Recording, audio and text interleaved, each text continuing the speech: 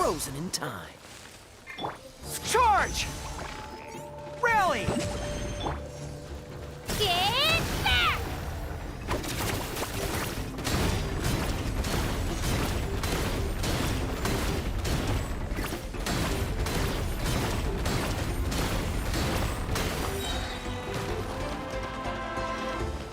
I got you covered! Clear the area!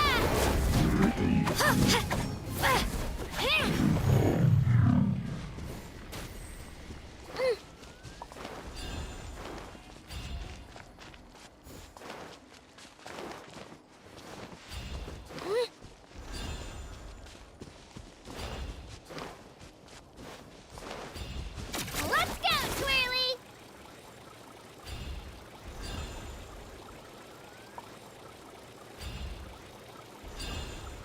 Don't come on! Let's Let's go to your burrow!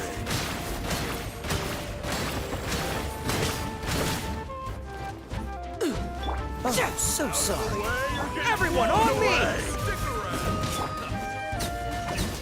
Better grip! Out of the way!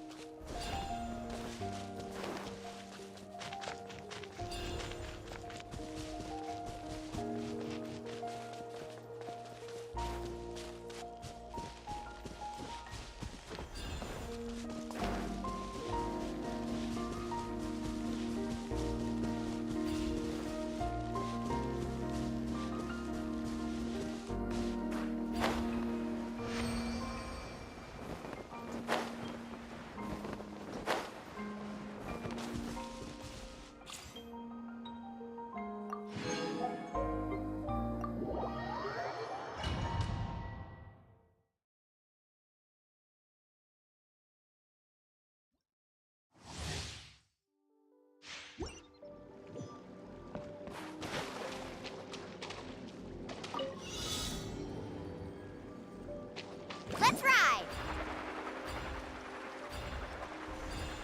Yeah, you're right, Sharky!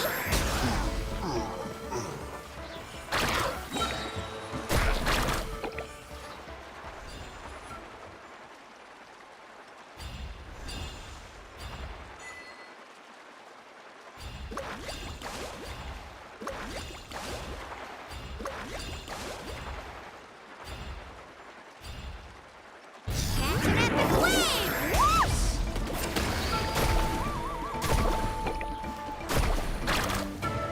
Animal hypostasis emulation! Not for real promotion! Here's Becca! Woohoo! Need a surfboard?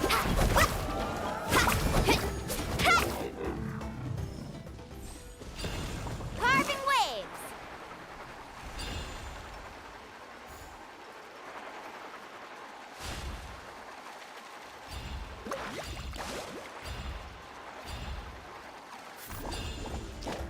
Oh!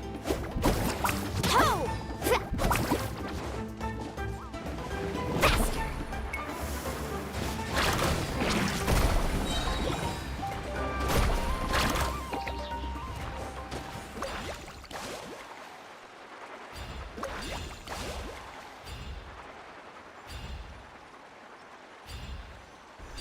What's up? Let's hope you put up with shall good we? fight. Check this out. Best of luck.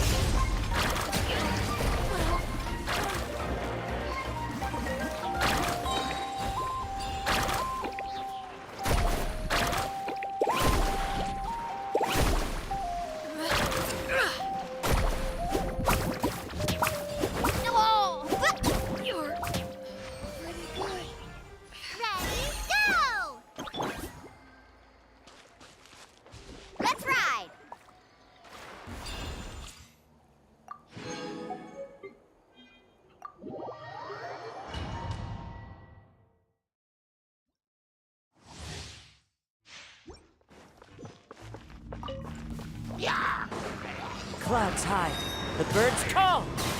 You're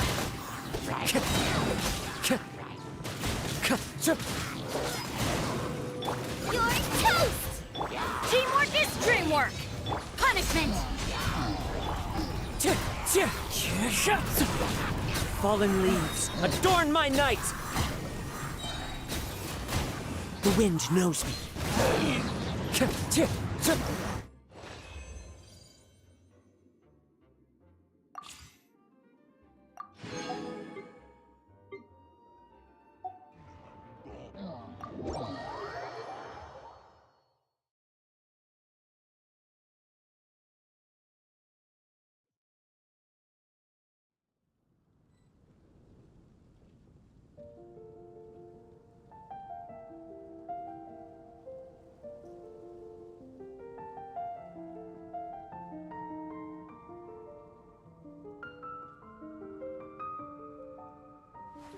Wait.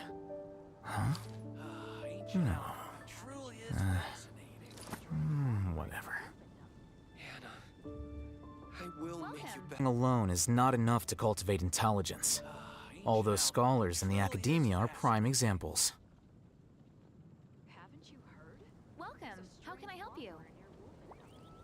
15, 16. That's a nice haul.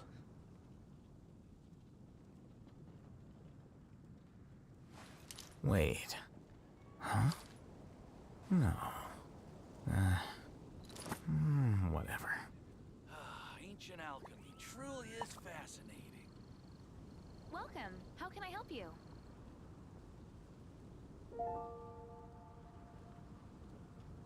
Come take a look. 15, 16. That's a nice haul.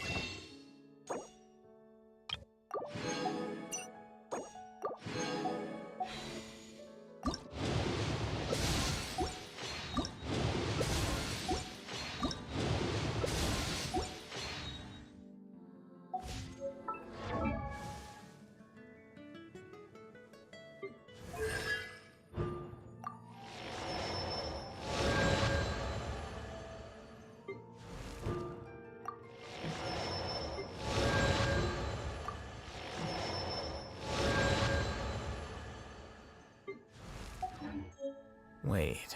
Today's recommendation is the stove. Add Astra.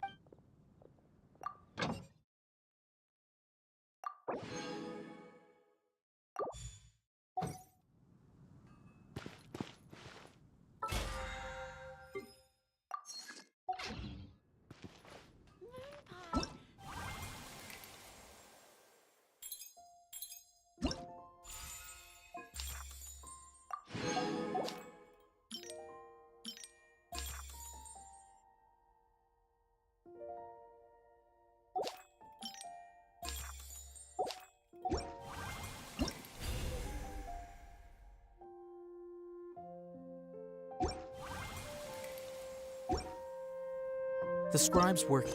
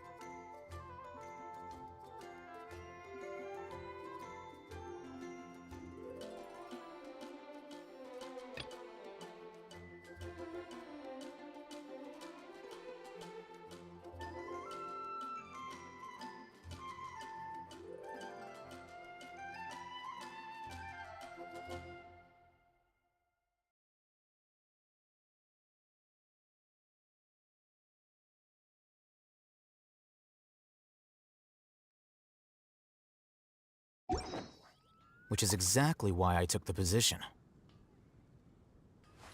Wait. Haven't you heard?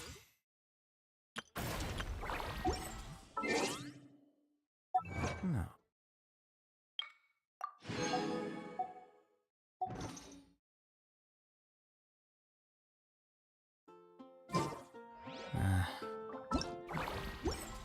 Whatever.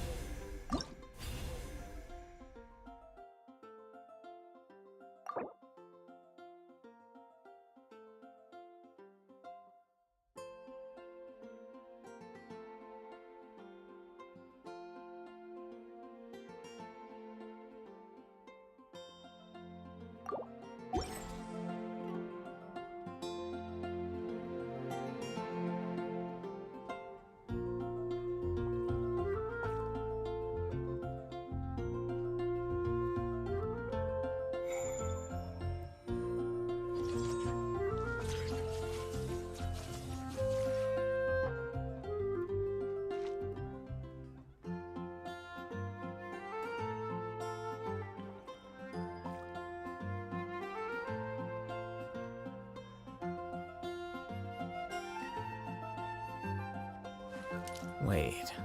Huh? No. Whatever.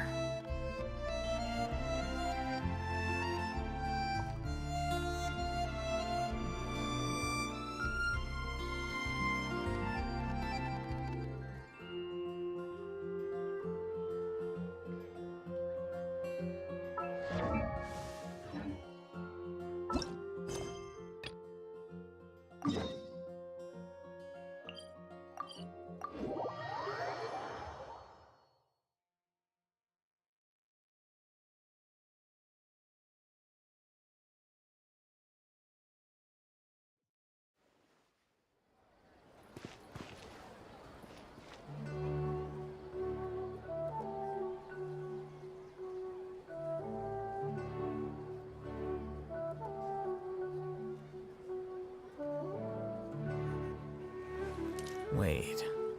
Huh? Don't you No. remember your adventure plans? Whatever. Welcome.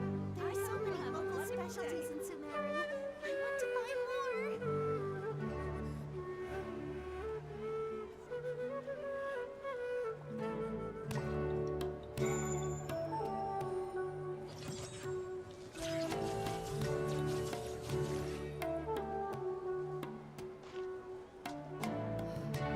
Don't you remember your adventure plans, my lady? There are so many local specialties in Sumeru. I want to buy more.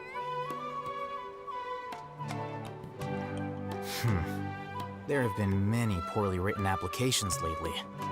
I guess I'll just have to reject them all.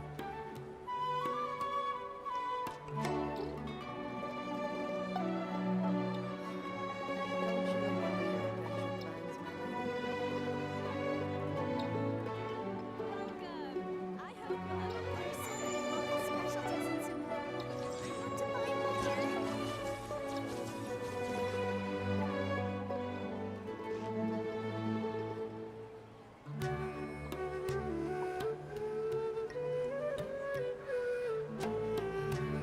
Don't you remember your adventure plans, my lady?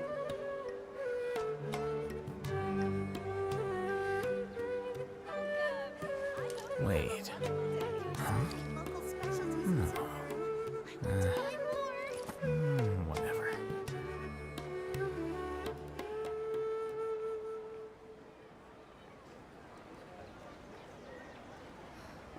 Don't you remember your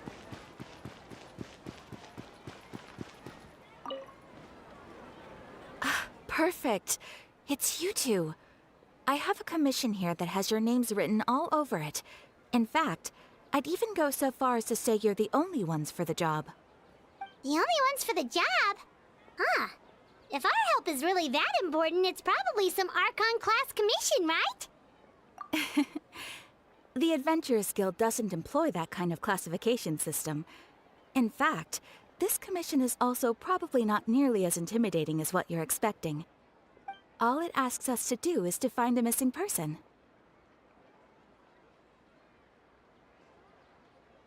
Huh? Then why did you say we were the only ones for the job? I came across this commission while reviewing our backlog not too long ago. It seems simple, but our records indicate that over a dozen successive efforts to complete it have all ended in failure, despite attempts by several accomplished and renowned adventurers. With the reputation of the Adventurers Guild and the performance of the Sumeru branch at stake, it's in our best interest to assign this commission to the adventurer with the highest completion rate over the past few years. Well, that's us for sure.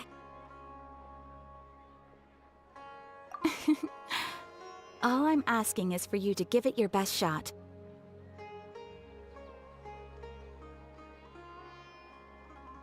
If it proves to be beyond your capabilities as well, I'll talk to the commissioner about canceling the commission.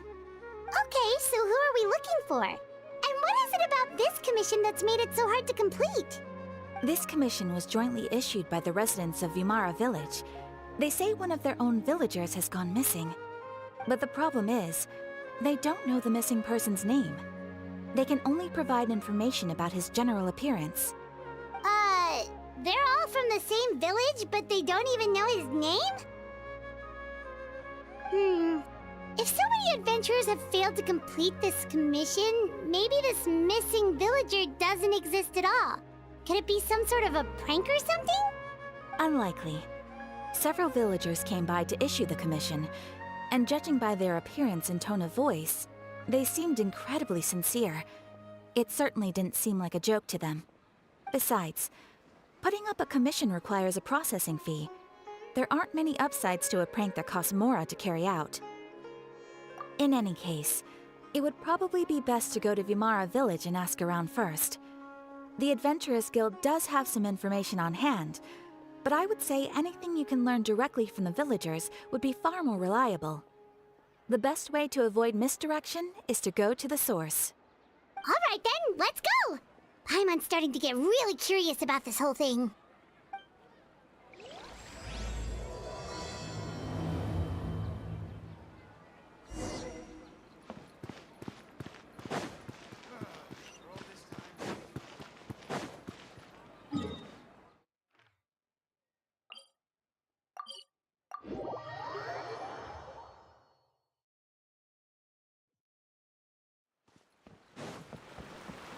We made it to Vimara Village! Why don't we talk to some of the villagers to learn a little bit more about the missing guy? If this commission is really as challenging as Catherine made it out to be, we're gonna need to carry out a very detailed investigation. Hello there. You looking to buy something? I do business in this area. Oh, no, we're adventurers. Catherine sent us to look into a commission here in Vimara Village. Ah, so you're here about that, then. Ah, you're not the first, that's for sure. We've certainly made a lot of trouble for you all. To be honest, we aren't holding out much hope. Many adventurers have made their way out here, confident they'd be able to help us, only to leave soon after with nothing to show for their efforts. We've pretty much had it up to here in questions, and the area around the village has practically been overturned in search of clues. But no one has been able to make any headway. So, this person we're looking for, what's his name? Where did he live? Does he have any relatives? I don't know. I really have no clue. I couldn't tell you. Okay, guess you are really sick of answering questions. I'm sorry. I didn't mean to sound short with you. I was actually just giving you my answer to your questions.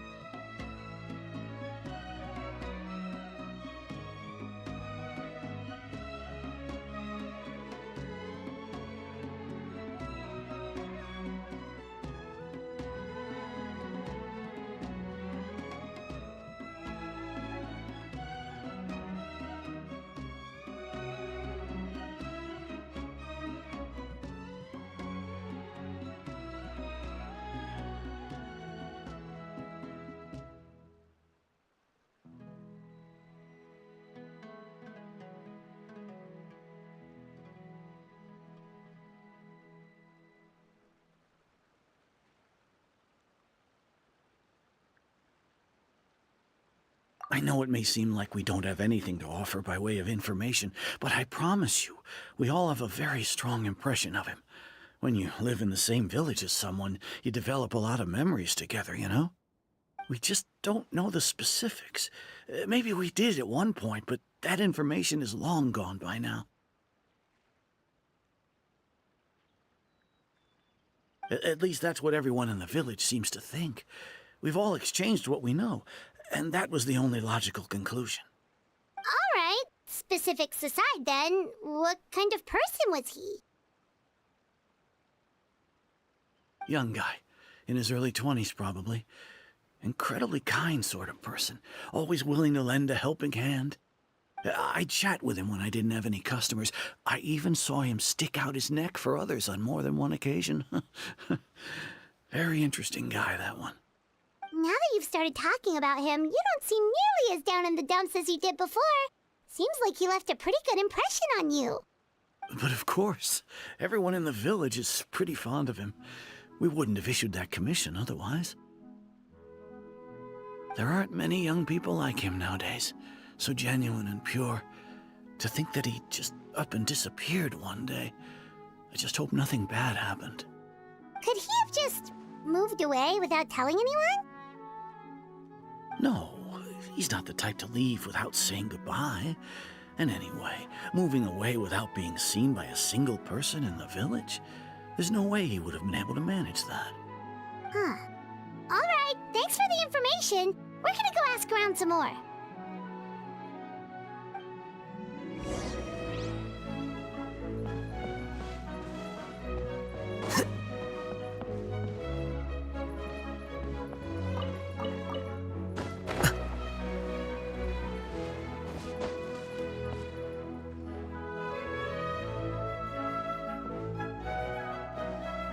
It's the guests I hear. Hi, Grandpa Amadea. We're here to help you look for the guy that's gone missing. Ah, so that's what brings you to these parts. Coming all this way for our sake. That's so very kind of you. With your help, I trust that young man's case is in good hands. Could you tell us a bit about him? Of course. I'm happy to help any way I can. With my failing eyesight, I'm afraid I can't offer much about his appearance. But I do remember hearing the sound of his voice. Not recently, of course. That loss has left me feeling quite empty. I don't think his parents are still living in the village. But somehow he never seemed lonely. In fact, he was usually the one offering companionship to others. He would often take time to visit the elderly or play with the orphans in the village. And whenever someone had something on their mind, he was there to listen with open ears. He always knew just what to say. As the village chief, I owe him many thanks. Helping villagers navigate difficult moments in their lives should have been one of my responsibilities. But he was often the one rising to the occasion. Wow. He seems like such a nice and gentle person. No wonder his disappearance affected you all so much. But, you wouldn't happen to know any details about his name, address, or family situation, right? I'm ashamed to admit it, but I just can't remember. No matter how you look at it, I should know those things. But for some reason, no matter how hard I try to remember, the information just doesn't come. Perhaps my age really has caught up with me this time. It's okay. There's no need to force yourself to try and remember. We'll figure something out.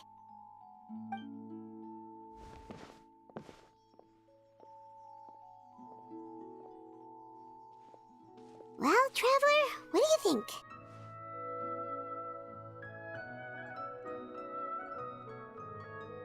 I don't think so too. Like, the name thing. It's so weird that no one remembers his name. And nobody has been able to tell us anything about his family or where he lived. It's like this guy's been erased from reality or something. Wait, so you're saying It's not that he's been erased, necessarily, but more like he never existed to begin with? Okay, Paimon's gonna need some time to process that one. Someone who only exists in people's memories?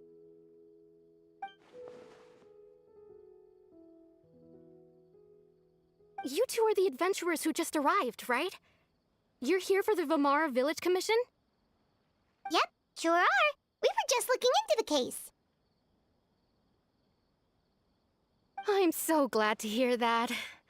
Thank goodness you haven't given up. I've been so worried the Adventurers Guild might cancel our commission. My name is Atosa, by the way. I grew up here in Vamara Village. Anyway, I just wanted to say, please keep searching for a missing villager. I'm begging you. You have to find him.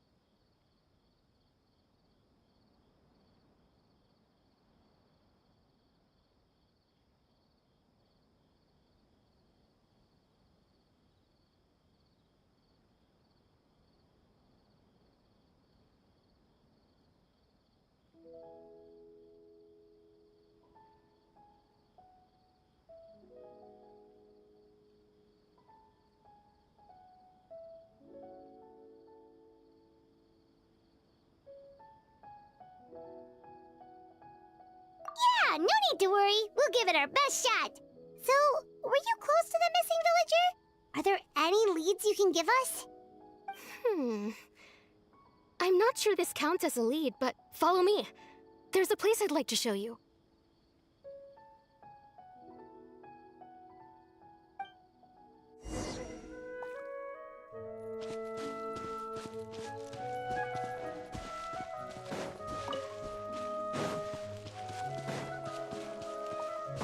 There's no rush.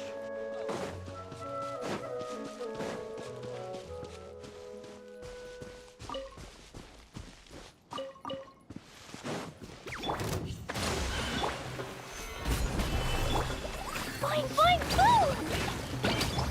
Here you are. Scatter!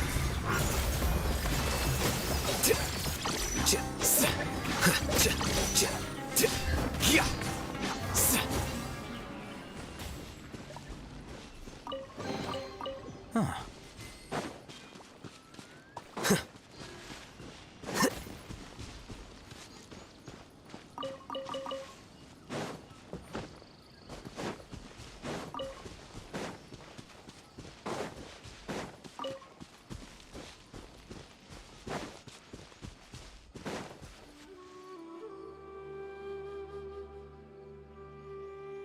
Is this the place? Under this tree? Yep. I know it doesn't look like much, but this place is very meaningful to me. It's so full of memories.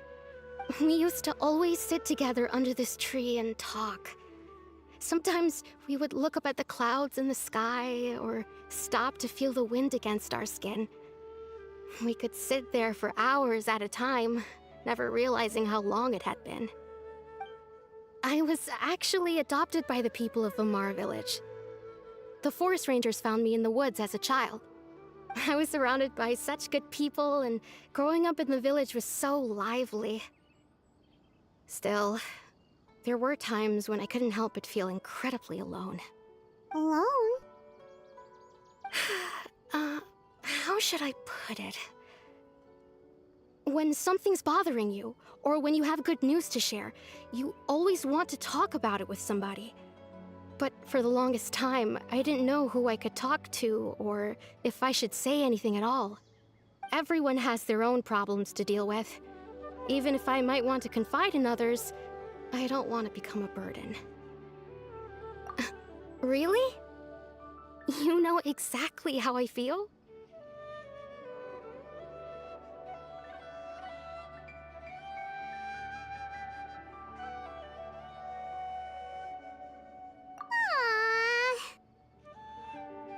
Wow, that sounds really nice. You're quite lucky. When it comes to our missing villager, well, I guess you could say that to me. He felt like both a family member I could rely on and a friend who could really understand me. No matter what came my way, I knew I could always talk to him.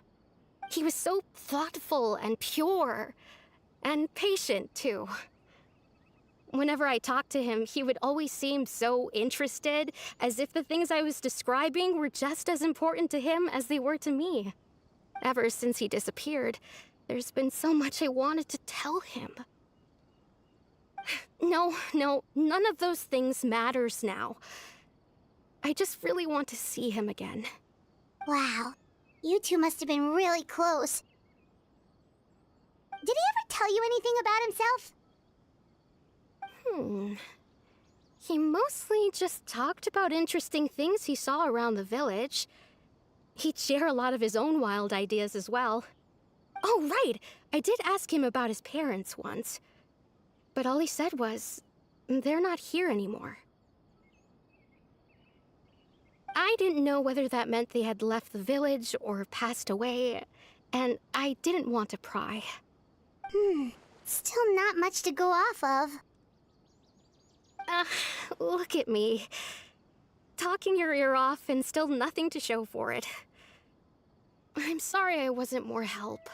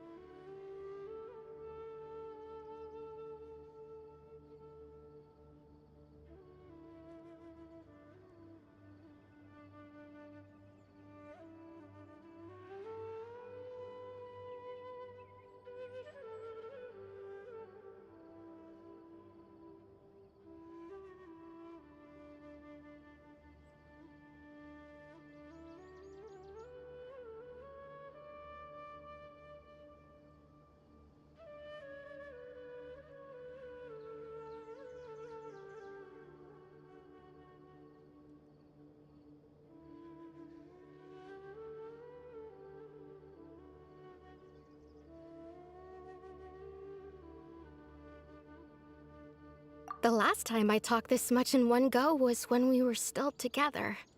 Huh, come to think of it, every time we talked, it always seemed to be around dusk, just like right now. Time always passed by really slowly. Even when it felt like we'd been talking for hours, the sun would still be at the same position in the sky. Well, time always seems to pass slower when you're relaxed, right? What's wrong, Traveler?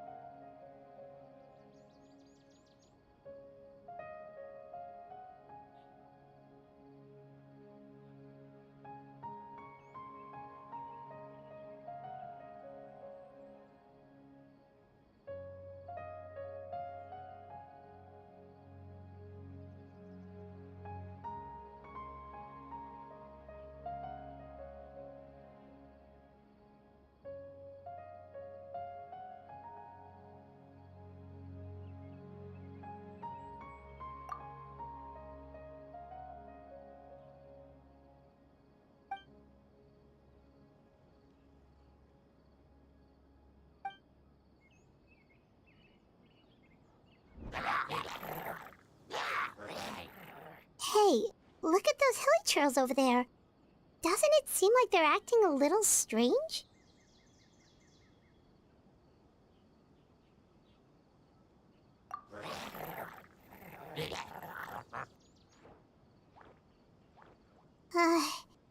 The Abyss Order. Could they be the ones behind all of this?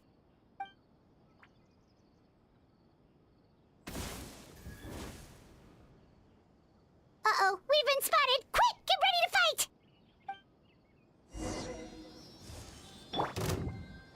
Allow me! Torrent, bring refuge! Let's move up. Flicker.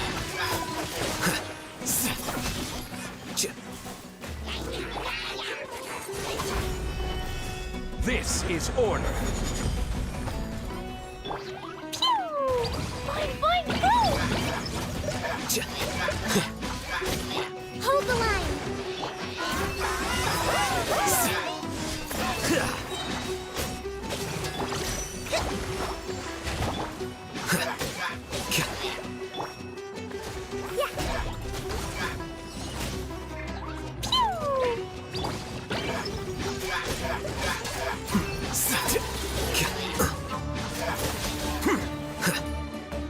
Deflect.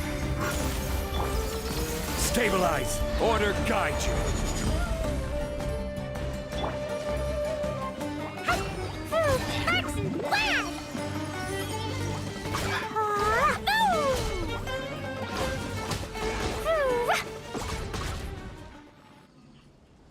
Thank you so much. I wasn't expecting monsters to show up. If you hadn't been here, I'm not sure what I would have done. It was no trouble. Now that I think about it, the hilly trolls around Vimara village have been a lot more active lately. They seem agitated and would often attack anything in sight. Chief Amadea doesn't allow the children to play in the area around the village anymore. Maybe the Abyss Order really is involved. Well, we should head back and check out the situation in Vimara village just in case. If the Abyss Order is plotting something that could spell trouble for the villagers.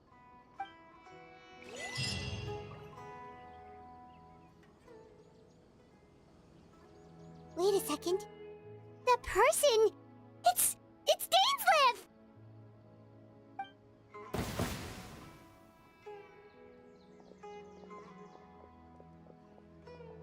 Ah, it's you two. Oh, a friend of yours? Well, I'll leave you all to it then. I should head back to the village and check up on Chief Amadea and the others anyway. Well, see you later. Yep, see you later, Atosa!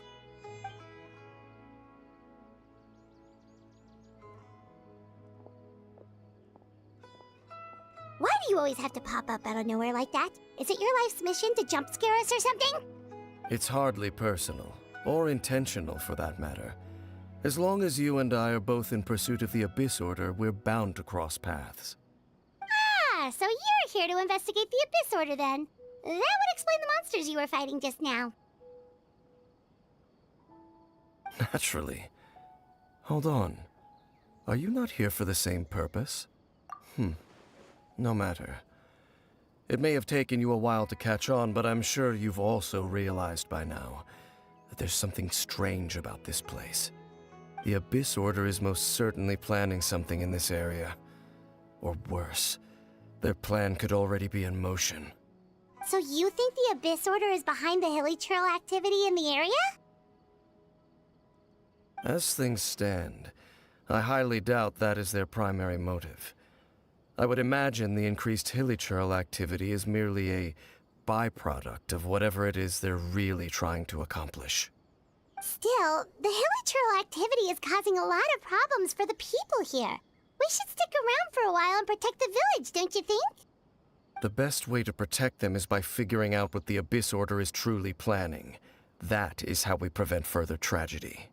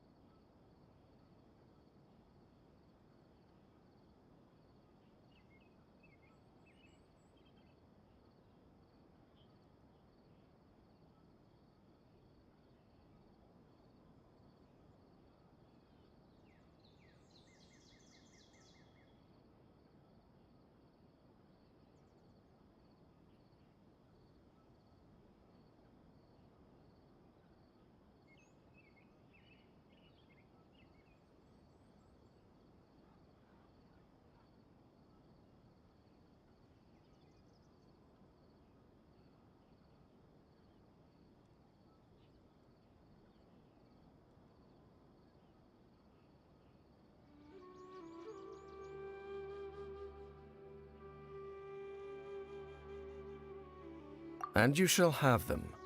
I never intended to hide anything from you. Don't worry. There should be ample time to talk.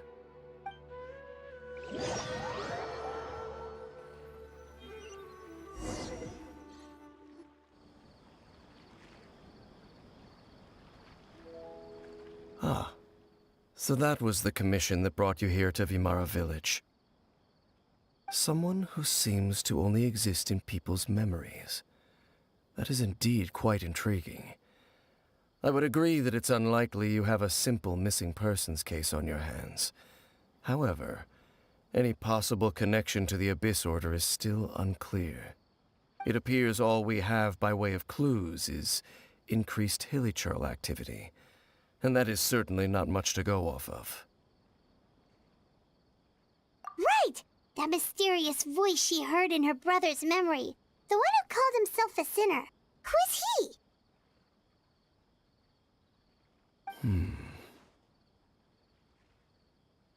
Traveler, let me ask you this. Do you believe your sibling to have betrayed you? I sense hesitation in your words. After all, you still haven't figured out the whole truth of what happened.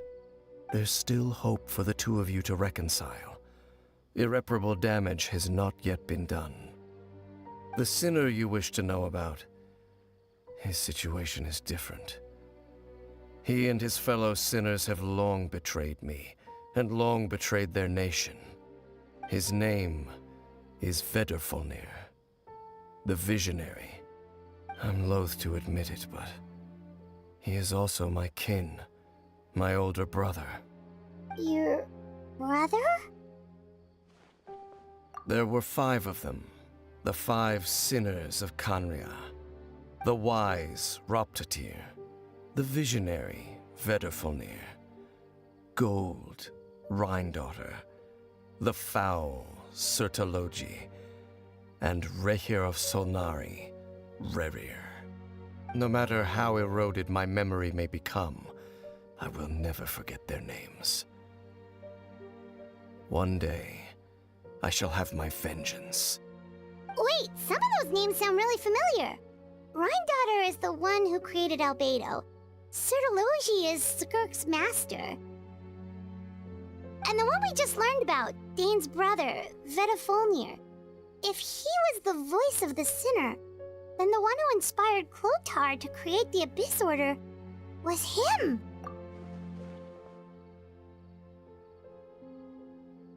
They were once people of great esteem in Khaenri'ah, those who carried the hopes of the nation.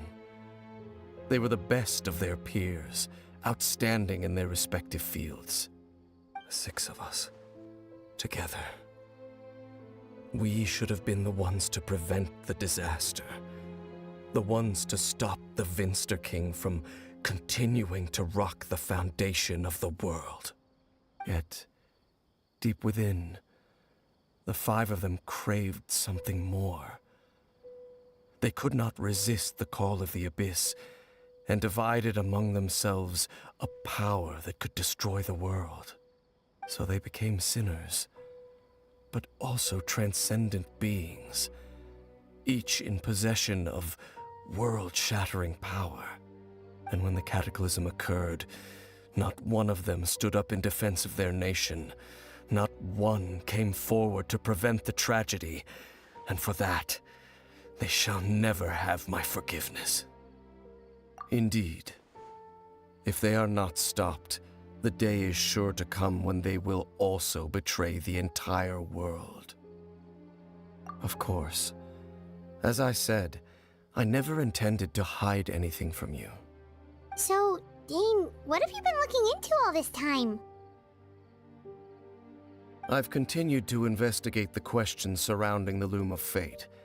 It's been quite some time since the initial operation was launched. By retrieving the eye of the first field tiller, we were able to stop part of their plan from coming to fruition. Oh, Paimon remembers! Weren't they going to use it to corrupt Osile and make a god or something? Indeed. However, it's obvious that was just some sort of technical experiment. The eye was integral to their plan, Yet somehow, despite failing to obtain it, they've skipped the experimental phase and found some other way to keep moving forward. There are many signs pointing to that effect. Then what should we do? It's not too late, is it? Our most pressing concern is to determine the purpose of the Loom of Fate. From there, we'll be able to deduce the Abyss Order's true objective. Based on the intel I've gathered so far, I suspect the Loom of Fate is related to the ley lines in some way. The ley lines? Traveler, you were able to observe your siblings' memories last time, yes? I believe that was due to the fact that the ley lines in that area were unstable. My recent investigation has shown that Abyss Order activity in a particular area is usually followed by a series of issues with the ley lines. Wait, then our commission here in Vamara Village, the person who seems to exist only in people's memories, could it be connected?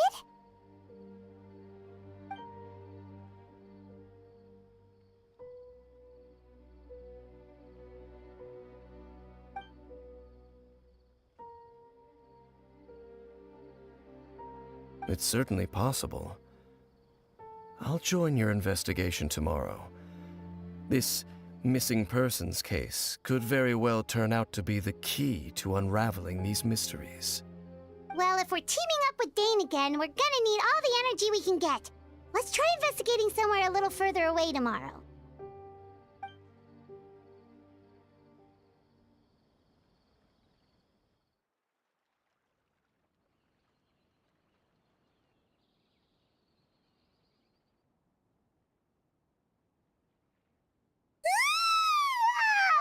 So tired. Paimon used way too much brain juice yesterday. It's all Dane's fault saying all that complicated stuff.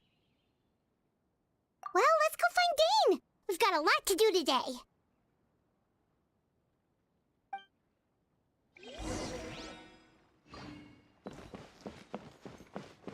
Da-da-da.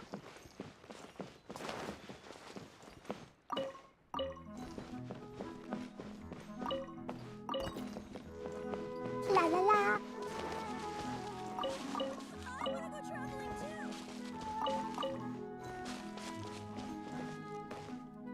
There's a lot of great stuff here. I gotta go quickly so I can join Rana.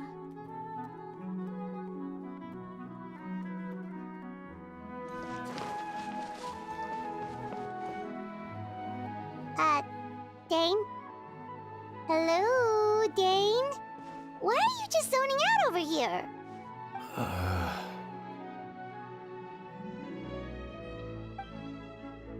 Did something happen? The missing person from your commission. Could you describe them to me? Oh, young guy? Early 20s? Seriously, Dane, what's going on? There appear to be certain memories in my mind that weren't there before. Memories of him. Maybe we just talked too much about him yesterday and you had a weird dream or something? No, it wasn't a dream. They're memories.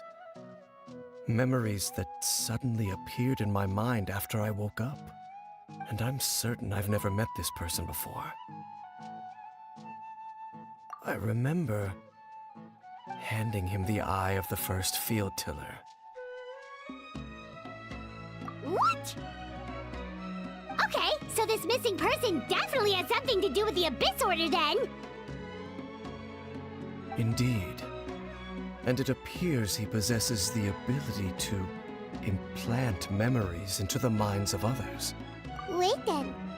All the memories the villagers have of him, could they be fake too? Maybe they never knew him at all. But why would he do something like that? Whatever the Abyss Order is planning, an important truth has been revealed to us this morning. What sort of truth? that their goal is still to obtain the eye of the first field tiller. They haven't stopped searching for it. I am the only person who knows its location. Perhaps implanting that particular memory was an attempt to interfere with my mind in some way. Your concerns are not entirely unfounded. I don't believe the Abyss Order is capable of altering reality like that just yet. However, considering their single-minded pursuit of the Eye, I would say an equal level of caution is in order on our part. Come with me. We must check whether the Eye is still in our possession. Oh, so you're going to take us to where you hid it?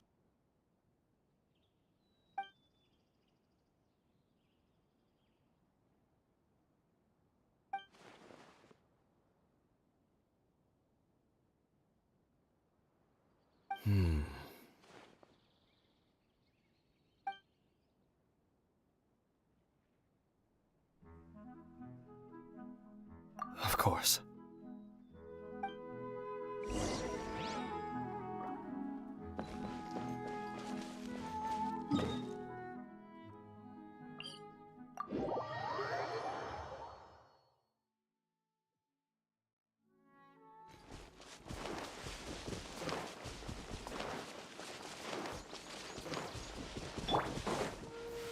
Solidify!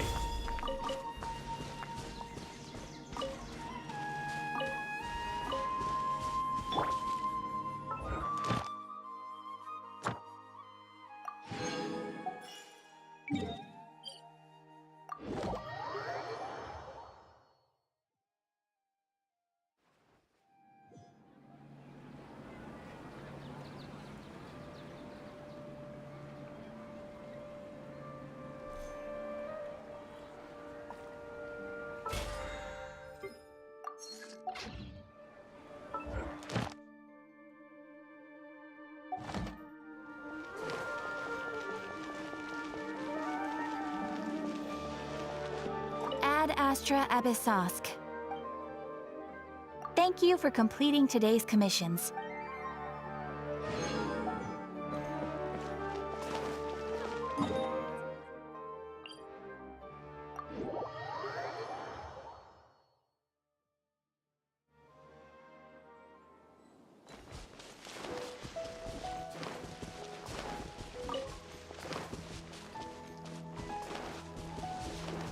Da-da-da! Woo!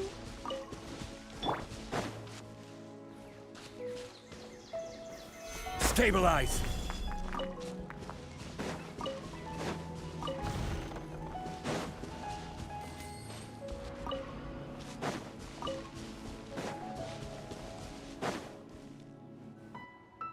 So you hid it way out here? Not an easy place to discover, that's for sure. Well, let's go check to see if it's safe. Traveler, wait.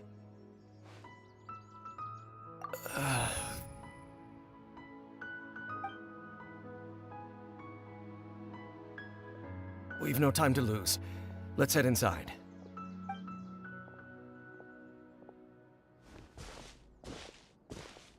Hey, wait up!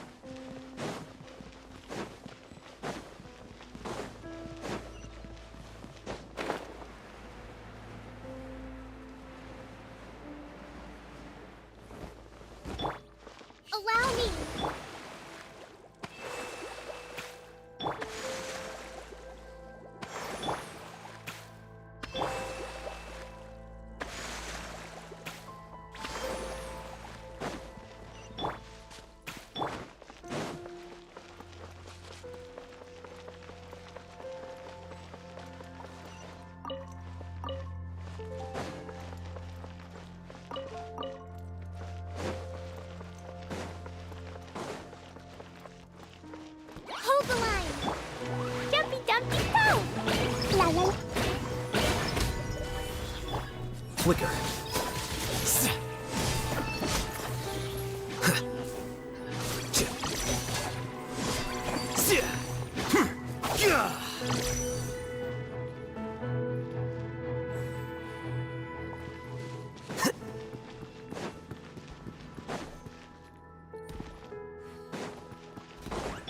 This is order.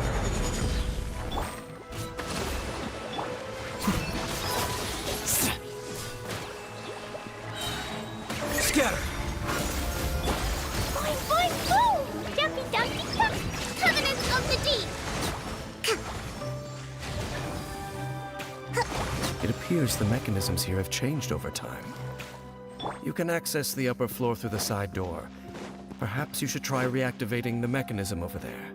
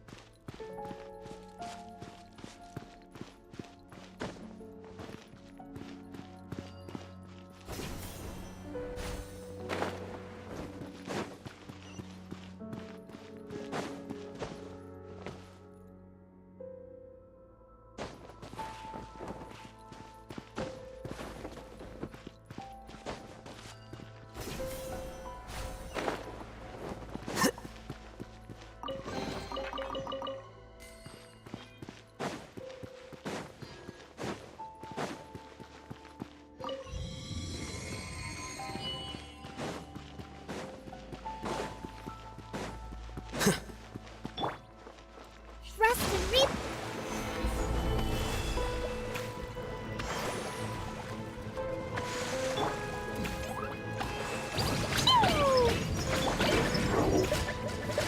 Here you are.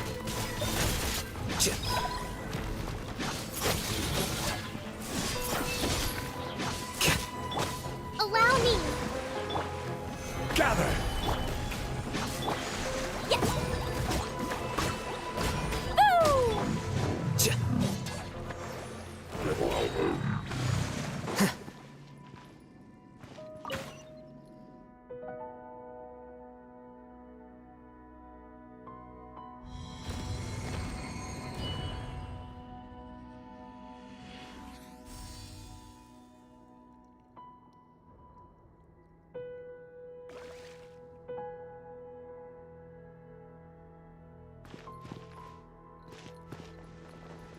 Make sure all the runes are pointing in the direction indicated by the light. That should unlock the mechanism.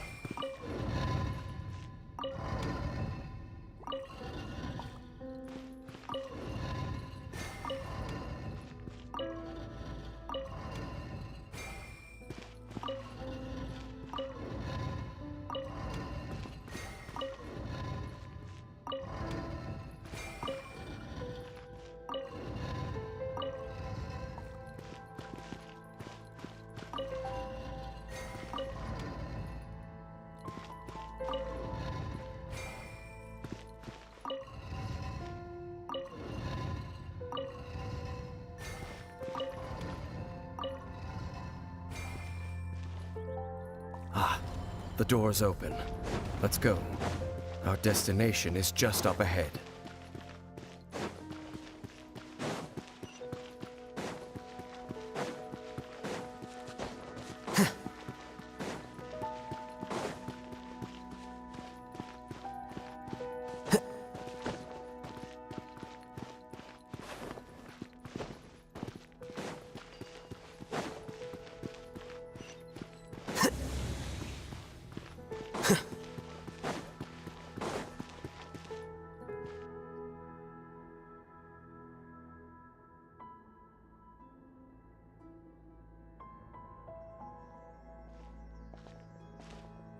Looks like we can't go any further.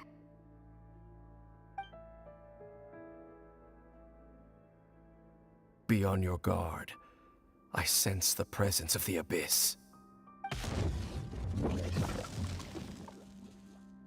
It's the Abyss Order! They're here!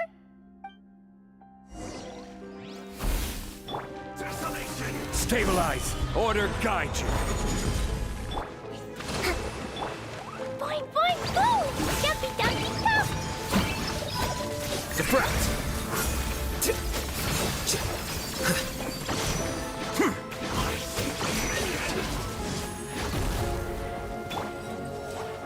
Hiya! Blazing delight! Thrust and rebuild! Gather! Yeah!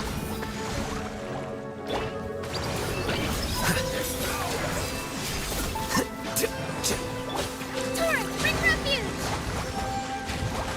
Let's move out. Da-da-da! Ah! Hiya! Boing, boing, boom! Solidify!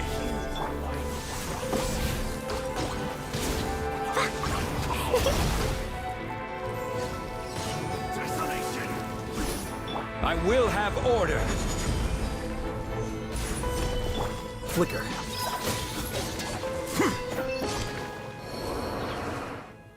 Just as I suspected. The false memories were a trap. The Abyss Order just wanted to follow us here. Now that they're in the vicinity, we should have a chance to see... Dane? What's wrong? Can you feel that? There's been a disturbance in the ley lines. It must be the work of the Abyss. Wow, you must be really sensitive to that sort of thing. Paimon doesn't feel it. You too. Do as I say. Use that mechanism over there and leave this place.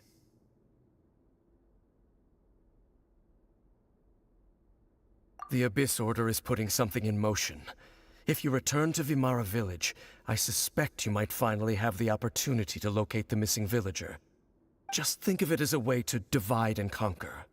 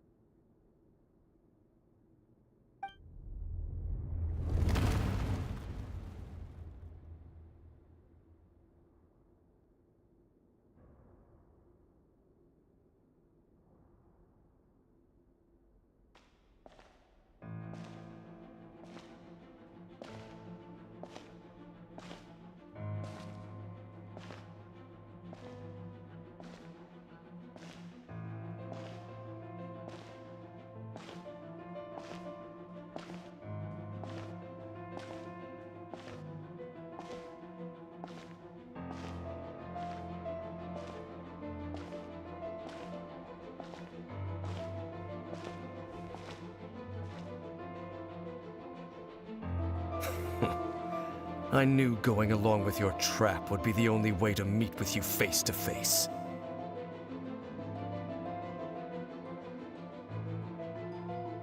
You risked your safety, and that of the Eye. That's quite the gamble, Dainsleif. But I believe that I am the one walking into a trap laid by the Twilight Sword. So you came here all on your own? What about those followers of yours? When the Twilight Sword is prepared for battle, any army I could send would only be marching to their doom. Better that I face you alone. I know you must have a lot to say, but if it's a conversation you want, you'll have to defeat me first.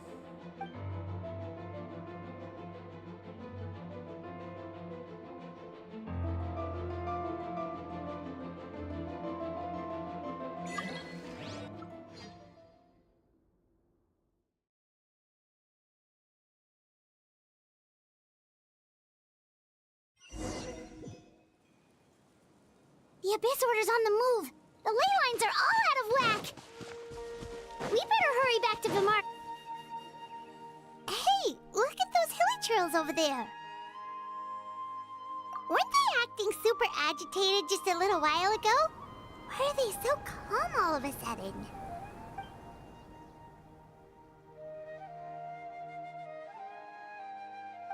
In the new world, they bade farewell to the shrouded sun. At last, they no longer needed to dwell on their suffering, or try to differentiate between various thoughts of blasphemy. Such was the price they paid, and thus their souls became cleansed and pure. Did you hear that? What was that sound just? It sounded so gentle. Could that voice be comforting the hilly trills in some way? Oh, this is weird. Let's check if this is happening anywhere else.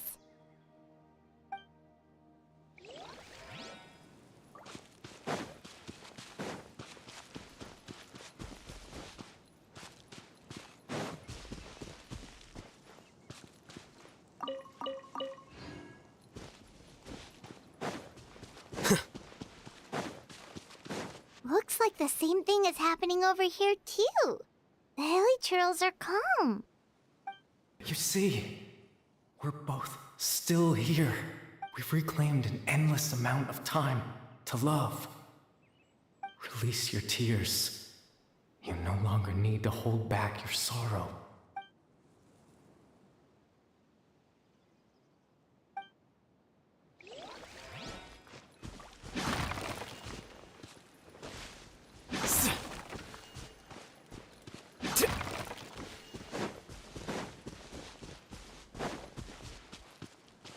Over there. It looks like they're sleeping. In the end, he whispered softly, "Sleep well, Father. Sleep well, my beloved people. When you awake, that which differentiates us shall be no more." It almost sounds like a poem or some kind of story. Well, now that the hilly trills have calmed down, Vimara Village should be safe at least. Let's put this situation to the side for now. Dane said this might be our chance to find the missing villager, so we should head back to Vimara Village before it's too late.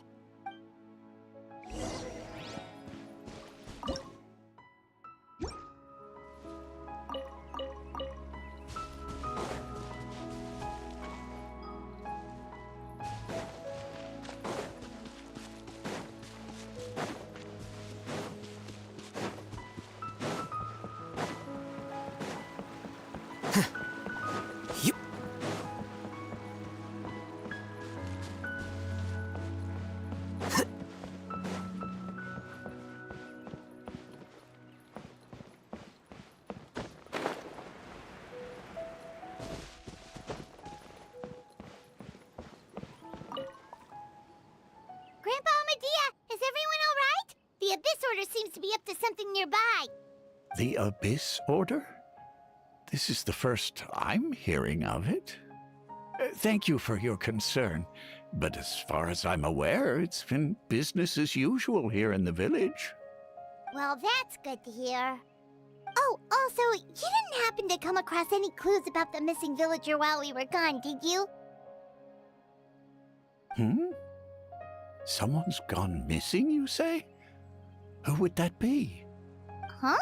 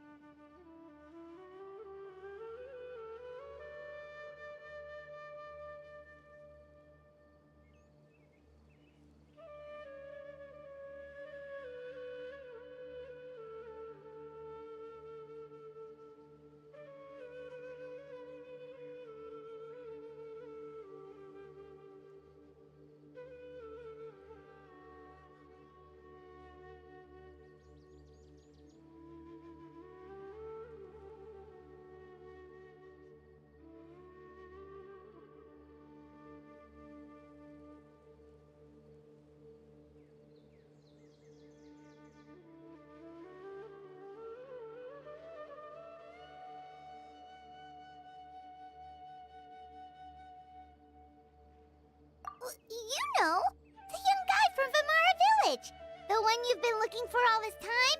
You posted a commission with the Sumeru Adventurers Guild.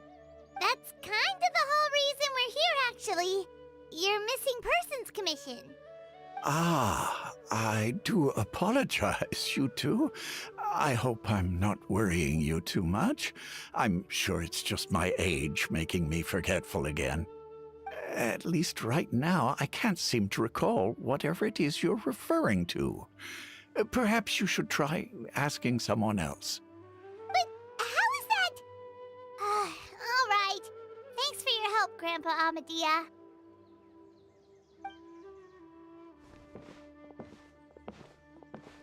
Something's definitely not right.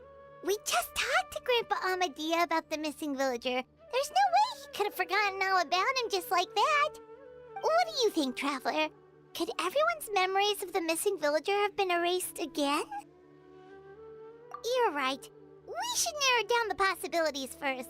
Let's go ask someone else then.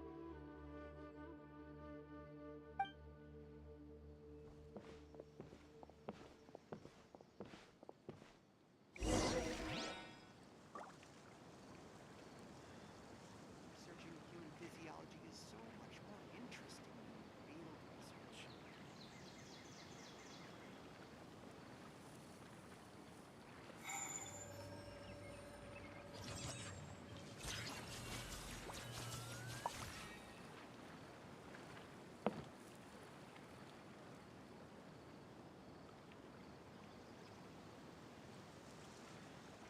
Researching human physiology is so much more interesting than field research. Book learning alone is not enough to cultivate intelligence. All those scholars in the academia are prime examples.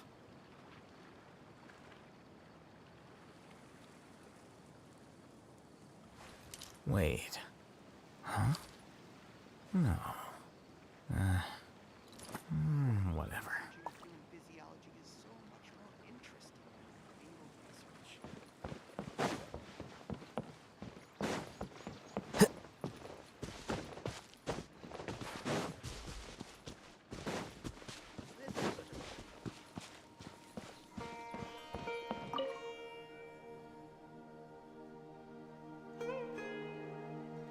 Someone's gone missing? Who? Just as expected. That guy you said a bunch of nice things about earlier? The one you always used to chat with. He's around 20 years old, and you said he was a kind, warm-hearted person? Oh, I know who you're talking about. Really? You remember? There aren't many young people who've earned that kind of praise from me. If you're certain that's what I said, then there's only one person who fits the bill. No doubt about it. But why'd you say he's gone missing? Yeah, I just saw him leave the village. There was someone else with him, too. They couldn't have gone far.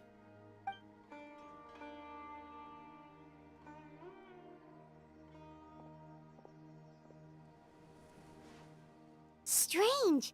Bayram seems to remember him. And apparently he just saw him?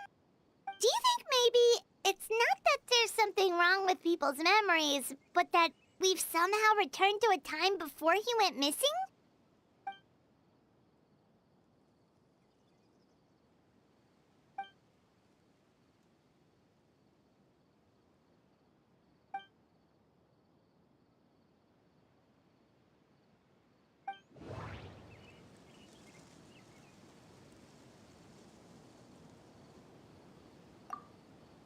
Just like what happened with Greater Lord Rukkhadevata, no one remembers him, because there's been a change in people's memories.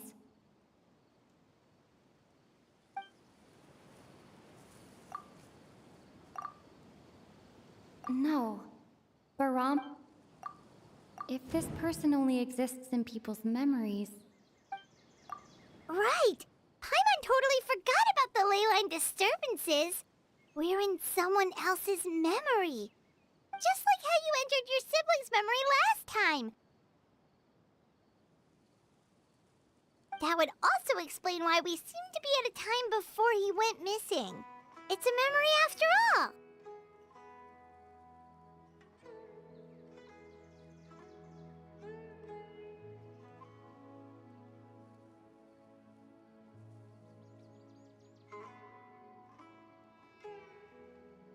right.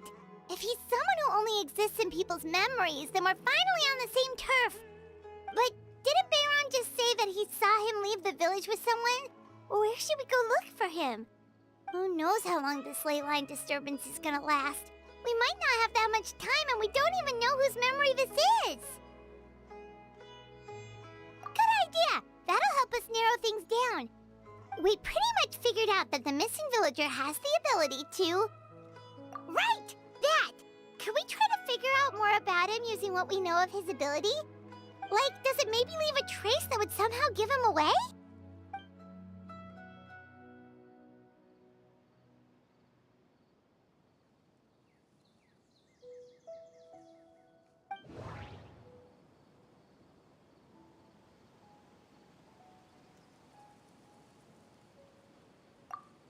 If time was allowed to pass within the false memories, there's a higher chance they might conflict with someone's original recollection.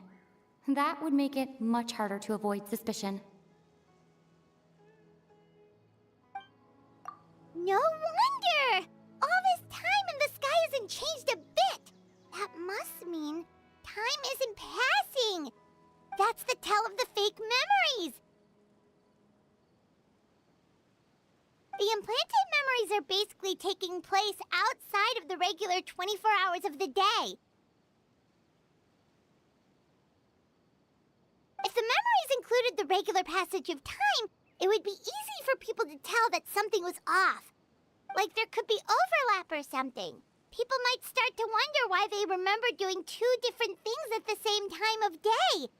That's why he makes sure the memories take place at a specific moment in time rather than over a period of time.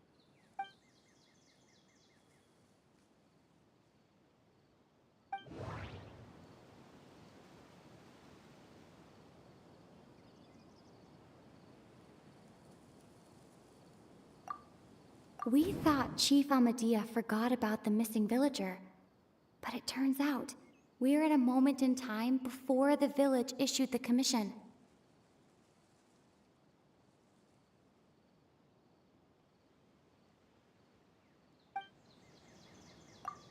The color of the sky coincides with the moment in time she described.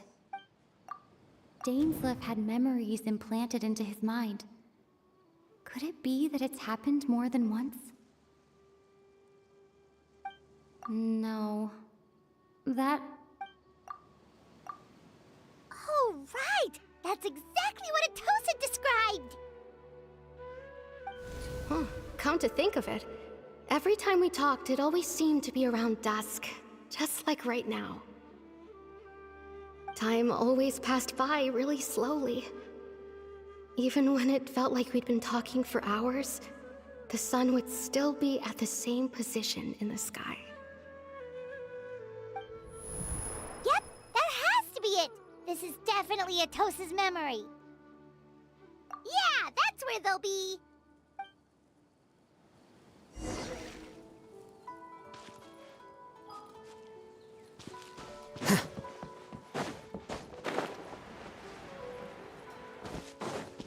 It's all thanks to Lesser Lord Kusanagi. There's no rush.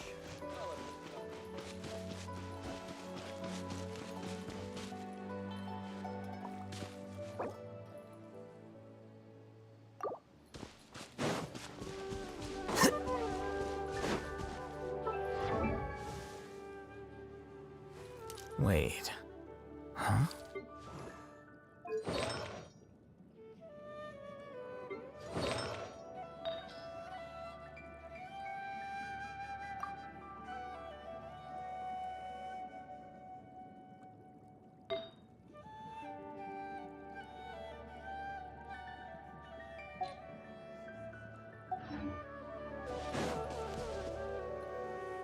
So, you see, Granny Jahiet was a mercenary when she was younger.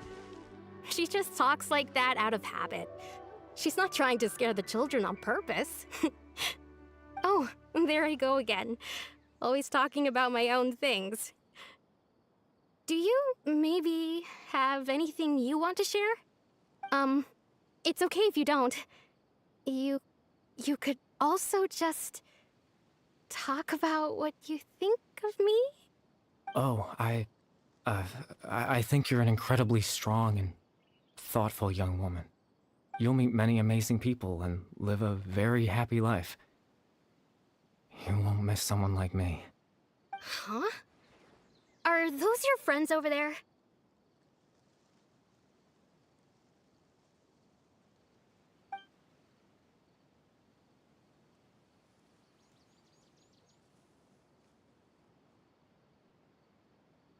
Oh, right. This version of Atosa hasn't met us yet. Friends? I guess you could say that. It must have taken them a lot of effort to find me. So, I should see what they need. I'm sorry, Atosa. We'll have to continue this conversation another time. Another time, huh? Yeah, okay. I'll head back to the village then. Talk to you some other time.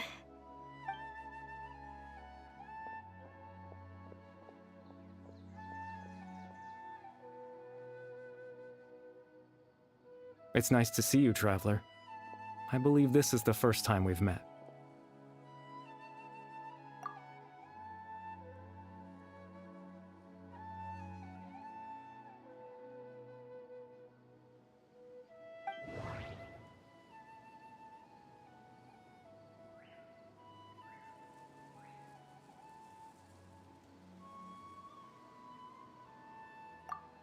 Dane's brother, one of the 5 sinners of Conria, the one who stole the power of the Abyss. Dane's brother, the founder of the Abyss Order, the man who broke the curse of immortality. Born into abject sorrow, he shall now become the Loom of Fate. No. You're Caribert Alberic. Oh. You know me? That's quite the surprise. I don't believe I've met you before. Oh, I see. It was the memory, wasn't it? Your sibling's memory. You saw the me from back then. This is Atosa's memory. I came here to say goodbye to her. But I suppose I'll just leave her a message instead. Come, let's find somewhere else to talk.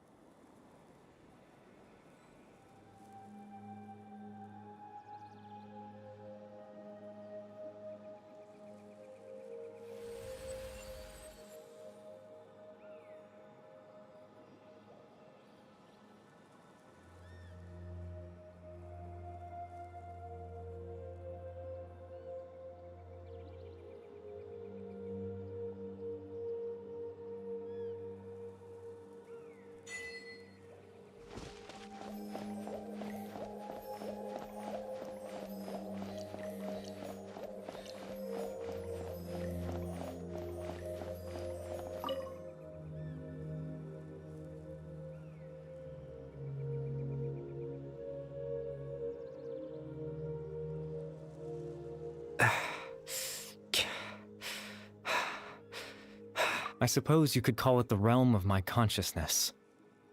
I'm someone who no longer exists in the real world, after all, as you well know.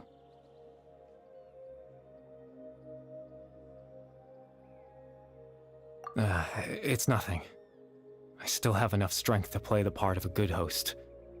I've always hoped that I'd get the chance to talk to you like this, and now, the time has finally arrived.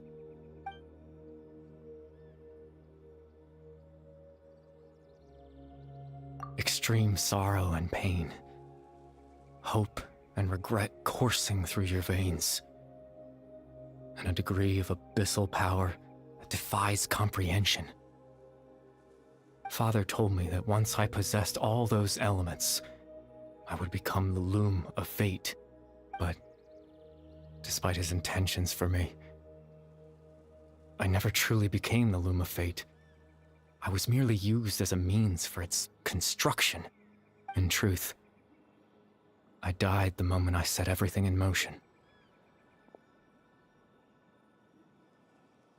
The person you see before you now is nothing but a remnant of consciousness left over within the Loom of Fate.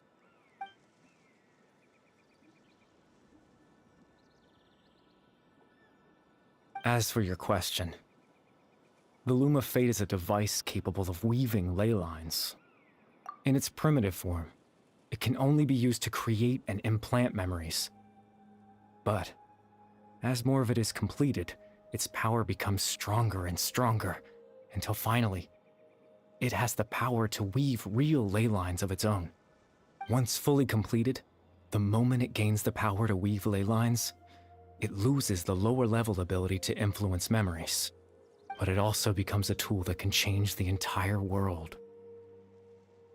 Yes, I have the ability to control the loom in its semi-completed form. I suppose you can think of it as a form of compensation. After all, its existence cost me my life.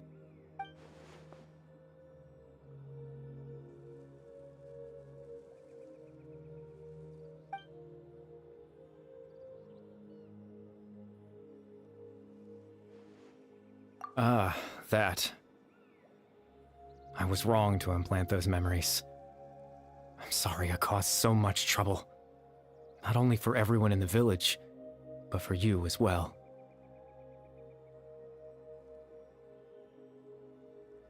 I just wanted them to feel like I once existed in this world. As if I had a chance at life.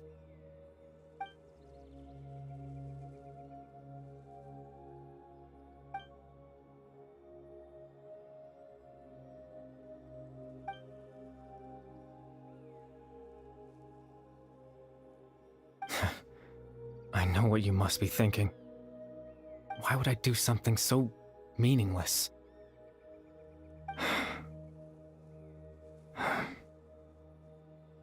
But I just couldn't accept it. I had to know what it would be like if I had my own life. What kind of person I would be. What other people would think of me.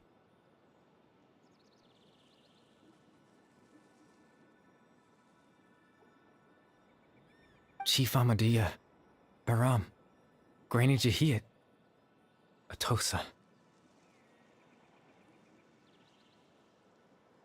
What would it be like if I could live alongside them?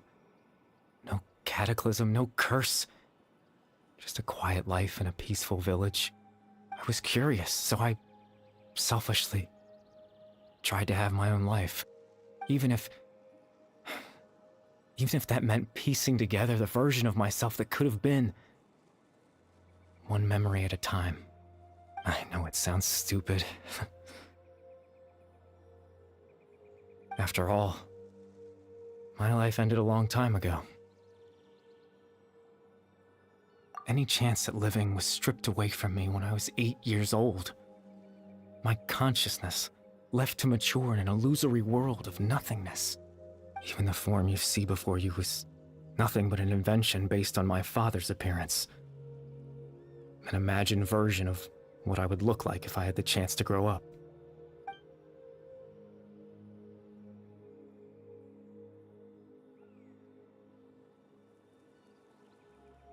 I know. But there's nothing I can do to make them find me. If I could exist in the real world, I would return without a second thought and surprise them with the suddenness of it all. But, well,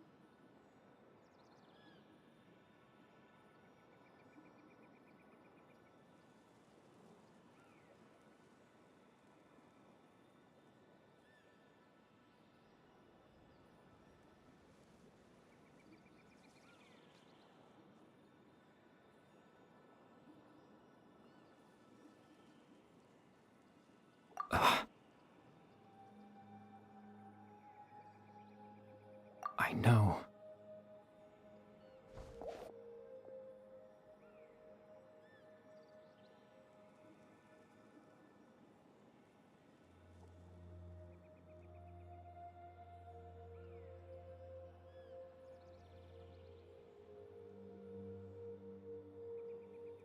Captain Dainsleif. Twilight's sword, you mean? No need to meet up with him. Things should already be settled on his end. Exactly. As someone who could only exist in people's memories, the fact that I'm able to talk to you in my consciousness like this can only mean one thing. The Loom of Fate has already been completed.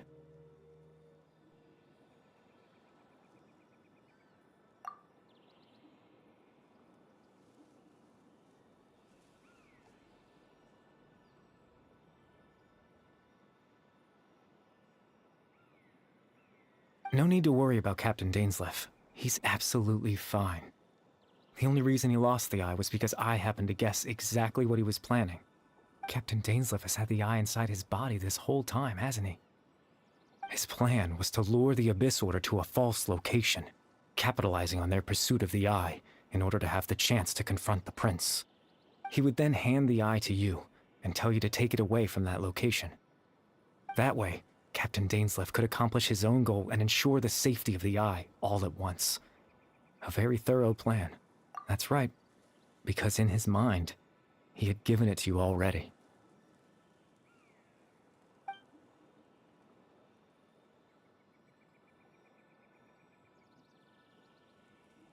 Before you two entered that false location. Traveler, wait.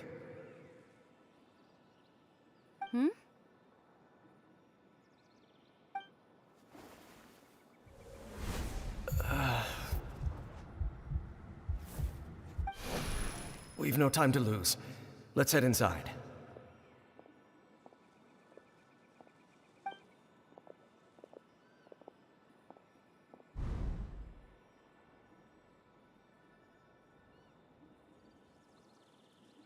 That was when I implanted the memory of him handing you the eye. Given the tense situation at that time, Captain Dainsleif failed to notice anything out of the ordinary, and took that memory to be real. I'm sorry, Traveler, but I needed the Loom of Fate to be completed. And to do that, we had to retrieve the eye.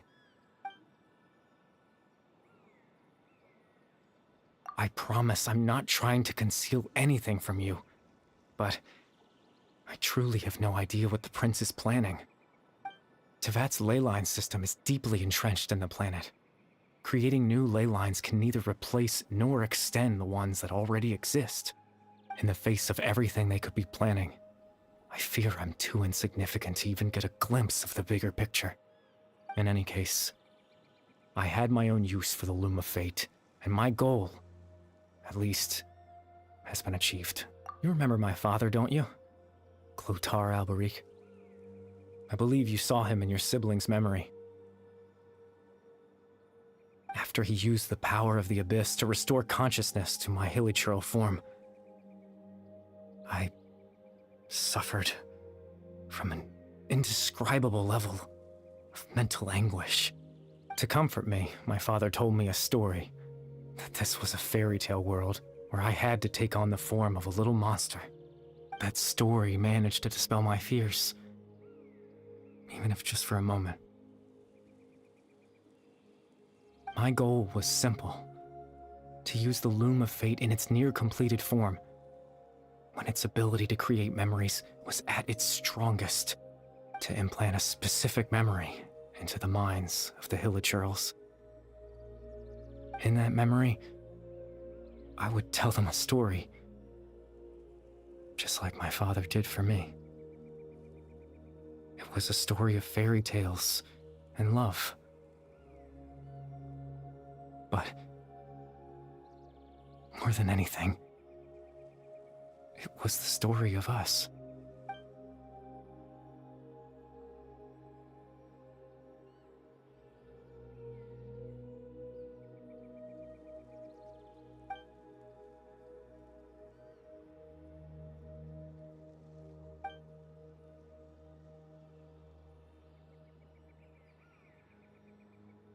can't change the world. Not when I lost the very right to exist within it. Implanting those memories, that was the most worthwhile thing I could offer. All that's left of my existence is a wisp of residual consciousness tied to the loom of fate. In truth, that trace of my consciousness should have dissipated long ago. My goal was the one thing that allowed me to hold on all this time. But now, the bedtime story is finished. And it's finally time to rest.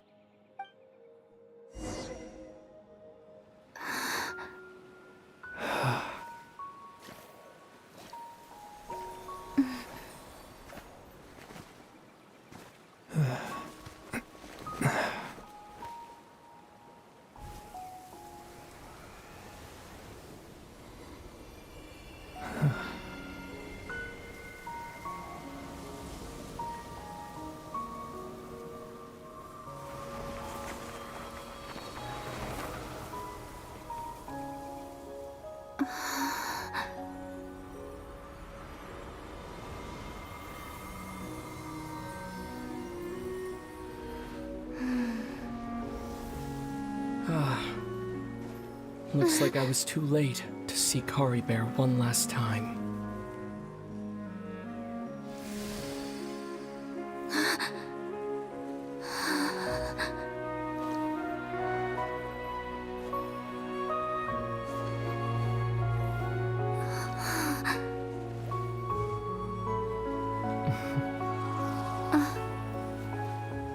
Kari Bear's consciousness is gone, and this space will soon disappear along with it. Neither of us belongs here. That's why we're not tangible. Were that not the case, I'd love to hug you too. Well, how about a conversation?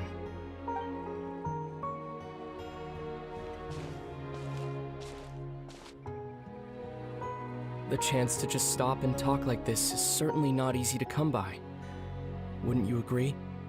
That battle earlier was tough. The one against Dane, I mean. I didn't expect that after everything, he would still hesitate to raise his sword against me. Were it not for that, perhaps I'd still be no match for the Twilight Sword. Even after 500 years.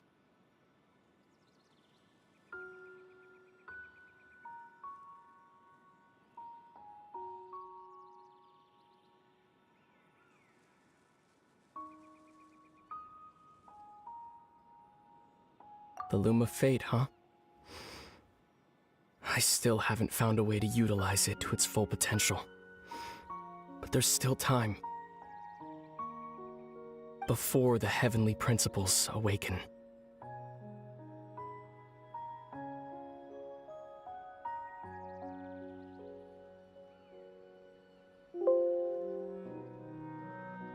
Yes, for 500 years now.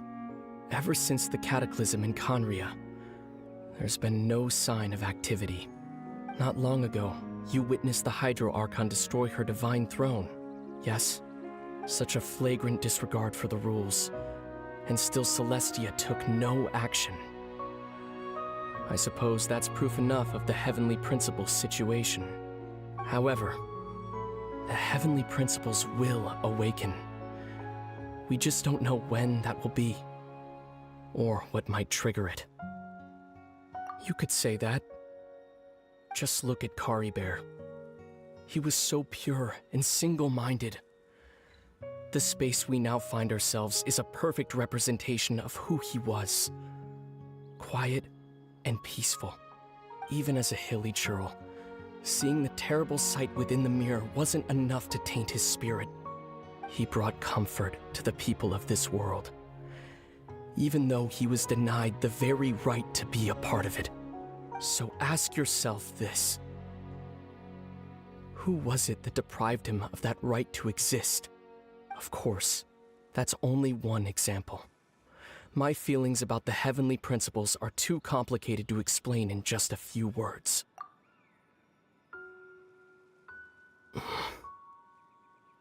Lumine?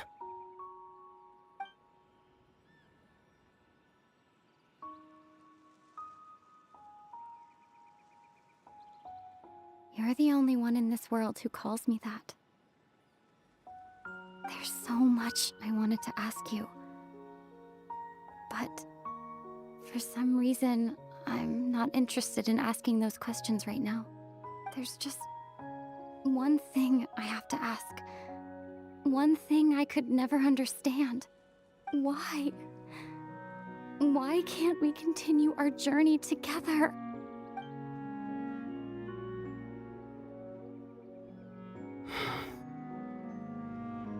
At the end of my journey, I arrived at a place known as the Sea of Flowers at the end.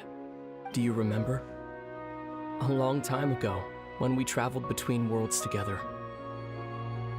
You told me you wanted to find a place in the universe where that one flower was in full bloom. To have a place like that suddenly appear before me? Well, would you think of that as a coincidence? You mean? I miss you too, Lumine.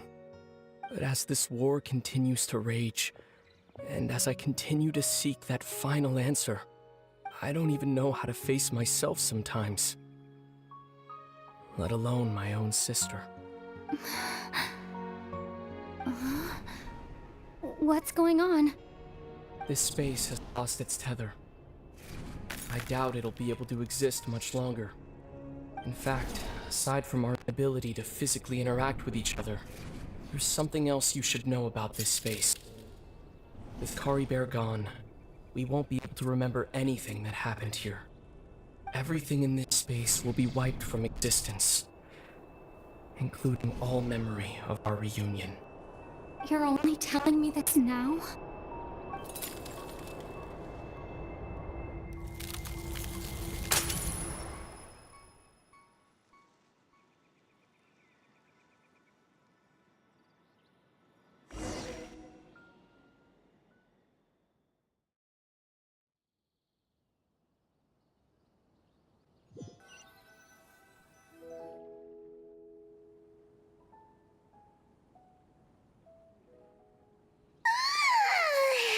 Still so sleepy. Paimon's head feels all fuzzy. Oh, Paimon woke up a little earlier than you, so Paimon will fill you in. The villagers said that they saw us sleeping near the village yesterday. They couldn't wake us up no matter how hard they tried, so they decided to just bring us back here. Oh, and Dane came by just now. It looked like he was injured. He didn't say anything, though. Just made sure that you were all right and left. Kinda seemed like he had a lot on his mind, but that's Dane for ya. Let's think for a second. We were in that memory, and we saw that guy you called Kari Bear. He was the missing villager that we've been trying to find, right? And after that, Paimon doesn't remember what happened. Wait, really? What a score!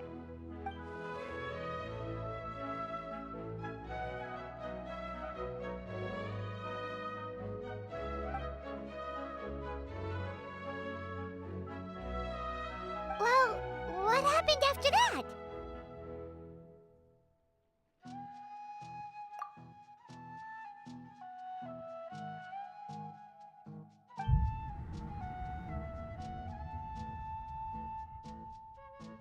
Ah, there you are. Sleep well? Bayram, you sure seem happy. Did something good happen? Something good? Huh. Wasn't anything good or bad, I'd say. It's just that, well, the village organized another search party yesterday. It didn't feel right to leave all the searching to the adventurers. So there we were, searching away, when suddenly this one guy said it all came back to him. According to him, one day around dusk, he was passing by this one tree outside the village, and he saw our missing villager. There he was, sleeping under that tree all by himself. His parents came a little later to wake him up, and they all left together. They looked like quite a happy family, apparently. And after that, well, we all started to feel like that really is what happened. Kinda strange that we forgot all about it for so long.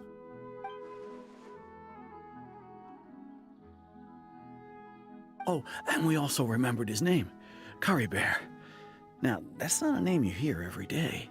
Would have been helpful if we remembered it sooner. Well, I hope he's happy wherever he is, and we're all relieved now that we know what happened. Seems like everyone thinks Curry Bear left the village.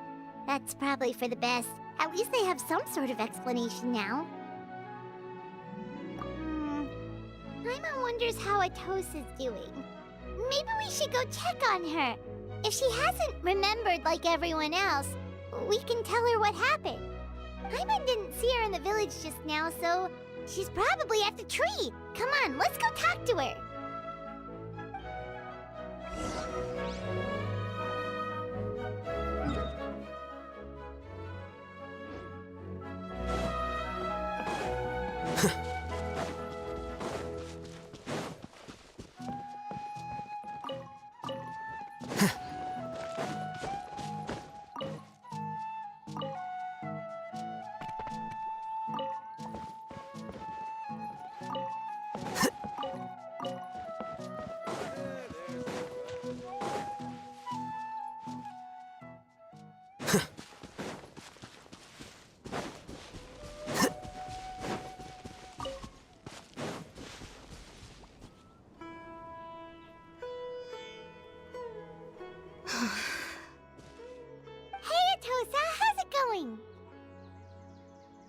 Oh, it's you two. I was just about to go looking for you. I wanted to thank you. I was part of the search party, so I remember what happened to Curry Bear now. Honestly, I just can't believe I forgot something so important.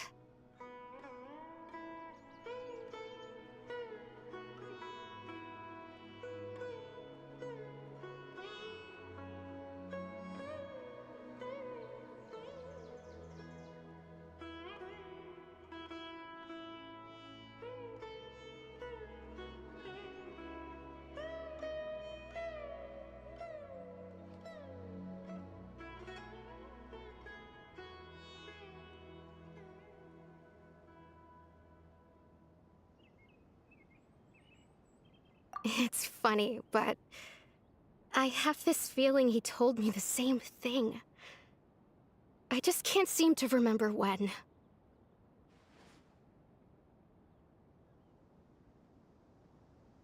I guess it doesn't really matter anyway. Life is made up of a series of memories. As long as I hold on to our time together, he'll always be a part of my life. I'm just happy I got to meet him.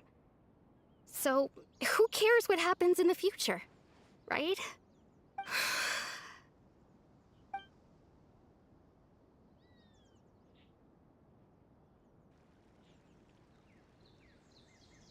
Okay, I'll admit, I'm just putting on a brave face. I was dumped, wasn't I? Otherwise, why would he just leave like that without saying goodbye? You don't need to comfort me. I'll be okay. It's just like Curry Bear said. It's the things we overcome that make life more precious. And you know, if he has a heart, maybe he'll come back and see me one day. Anyway, thanks for all your hard work, you two. I promised I'd help Granny Jahiet with something, so I should head back. Goodbye! Well, that should be it, right? Everyone's lives can go back to normal now. Oh, right! Weren't you about to tell Paimon what happened after your conversation with Curry Bear?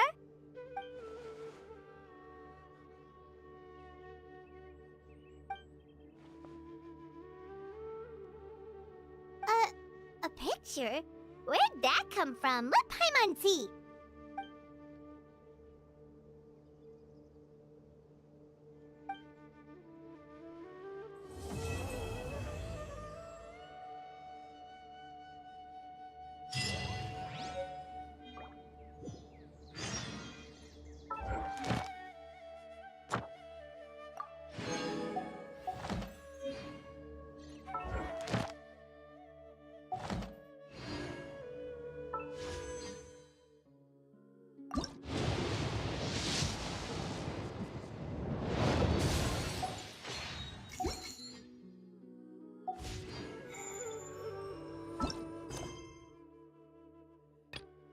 Whoa!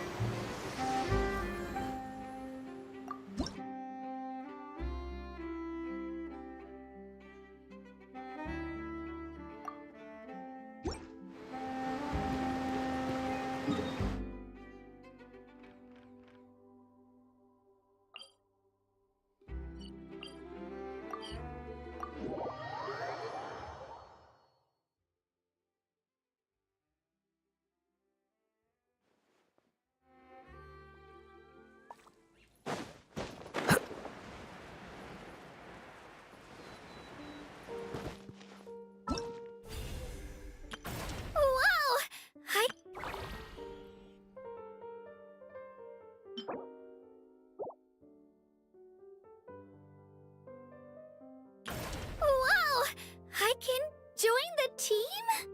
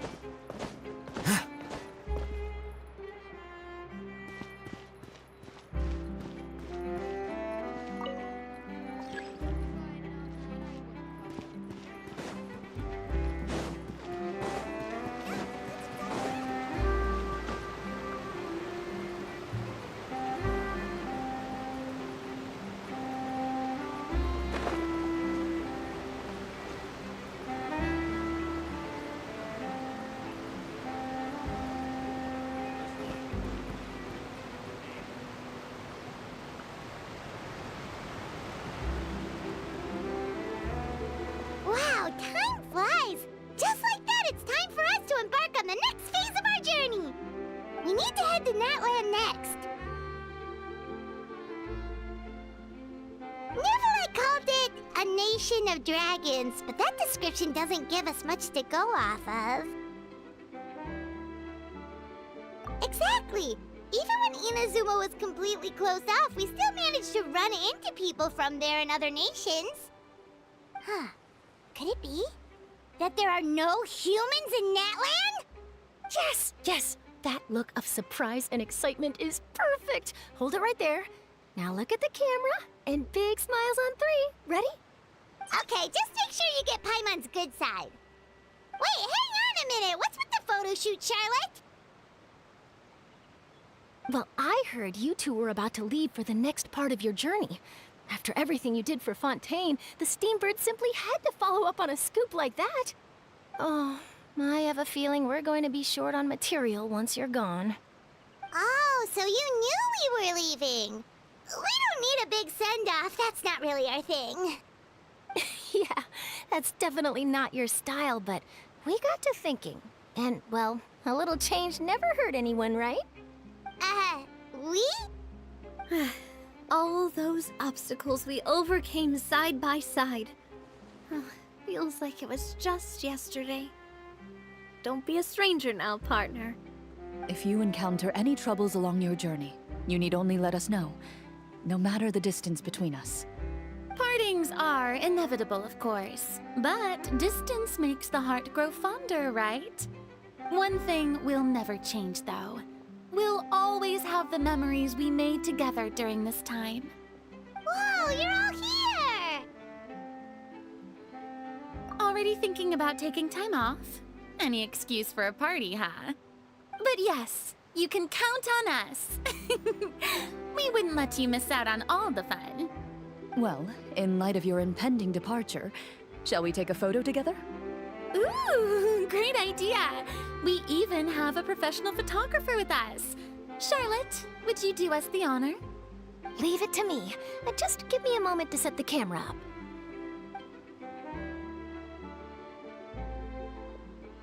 Oh, by the way, you're overthinking the whole Natlan issue, Paimon.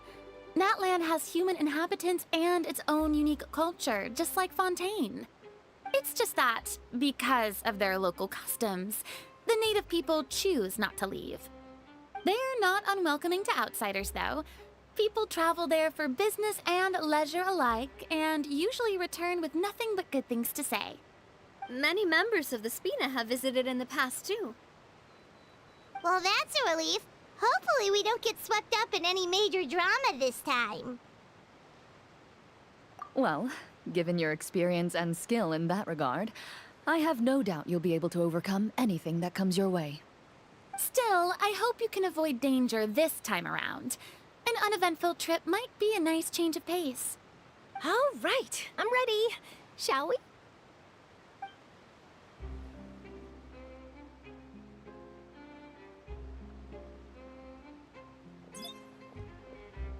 Well then, traveler.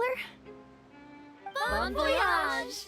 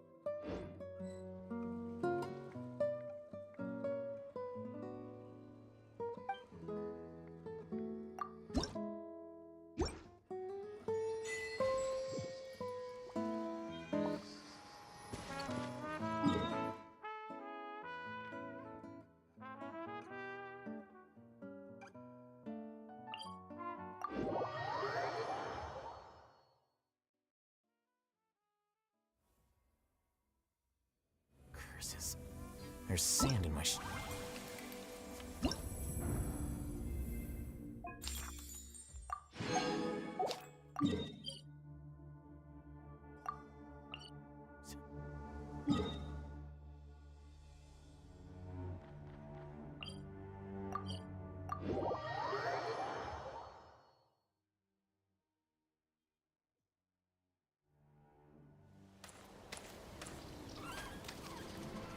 Wow! So this is Natlan!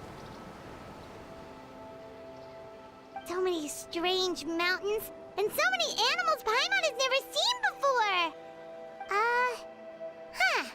Doesn't look like there are any cities around here, though.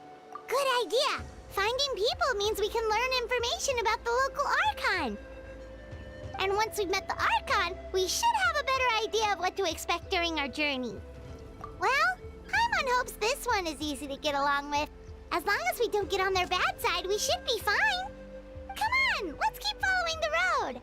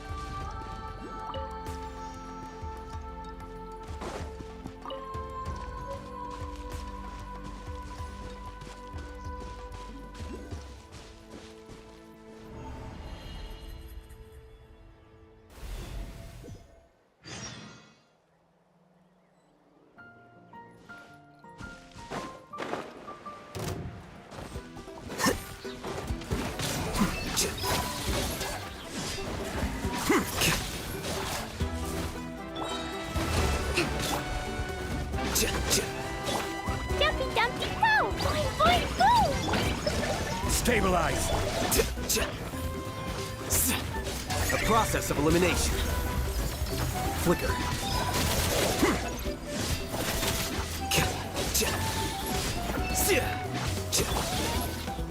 Blow them all up!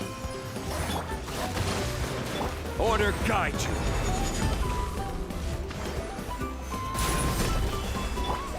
Pew! Here you are.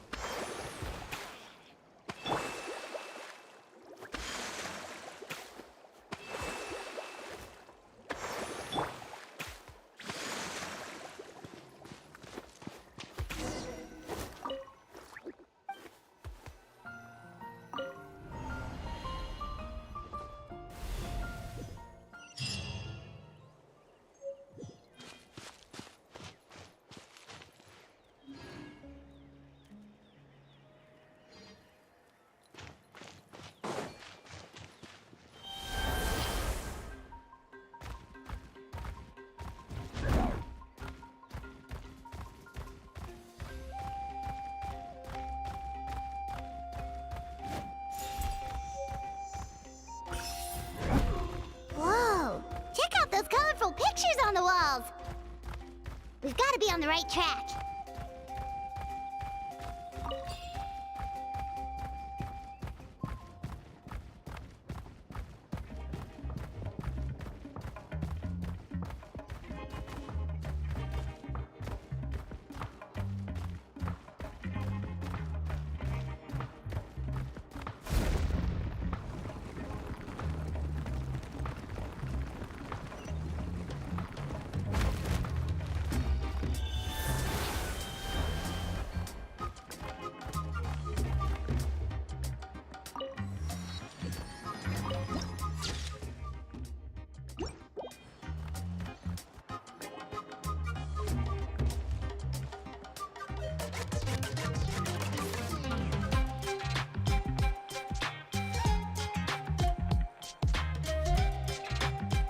I'm sorry, Kachina. I know it's not right for us to go back on our word like this, but Kempoa and I have to do well during this pilgrimage. You can't seem to find other people to join our team, and we don't have time to sit around and wait. But if you two leave, I'll be the only one left.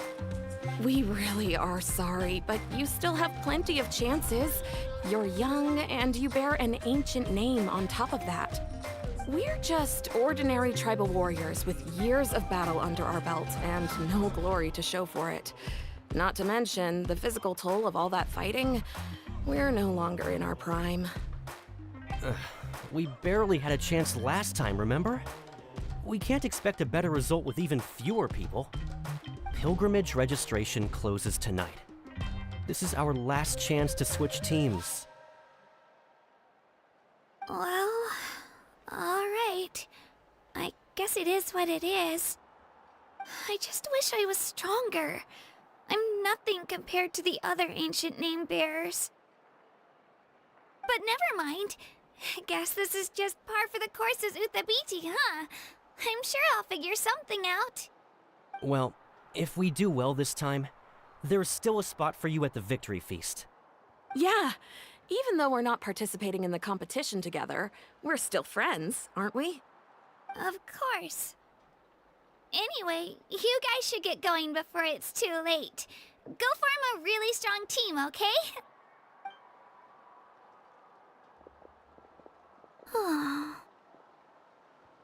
Guess I'll have to wait until the next pilgrimage. Looks like that little girl over there was just abandoned. Wonder what happened. Oh, she looks so sad, too. Huh?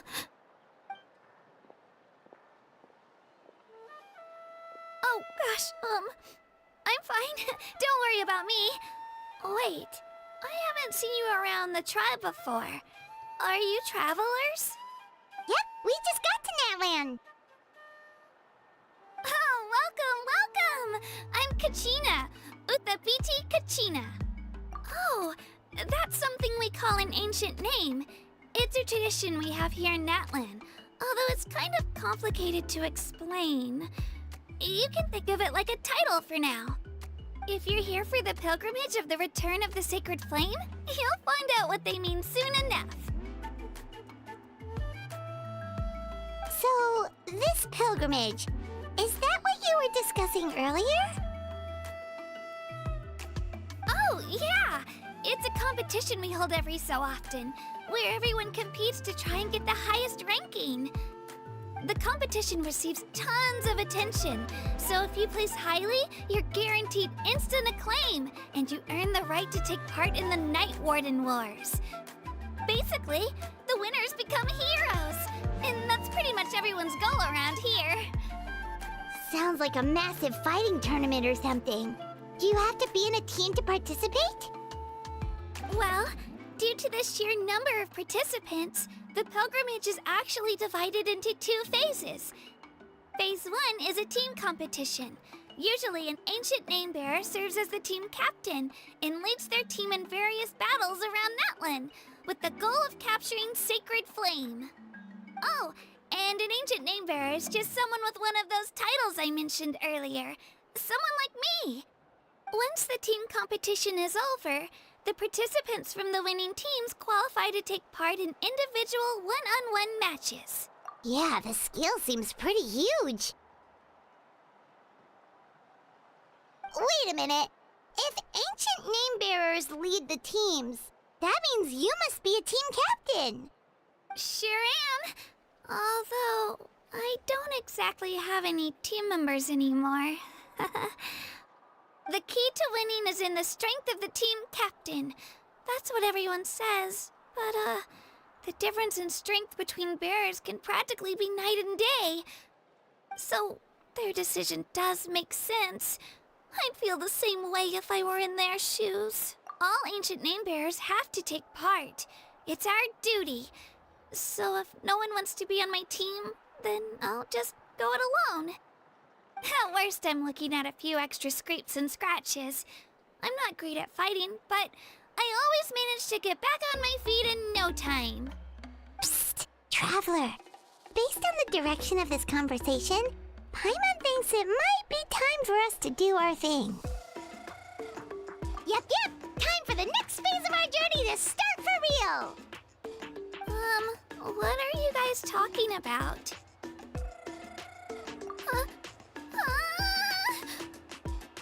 Sorry, didn't mean to freak out on you. I just, how should I put this? I really appreciate the offer. That's so unbelievably generous of you. But only people from Natlan are allowed to take part in the pilgrimage. Oh, Paimon thought we could just join your team and fight our way to the top and then become heroes.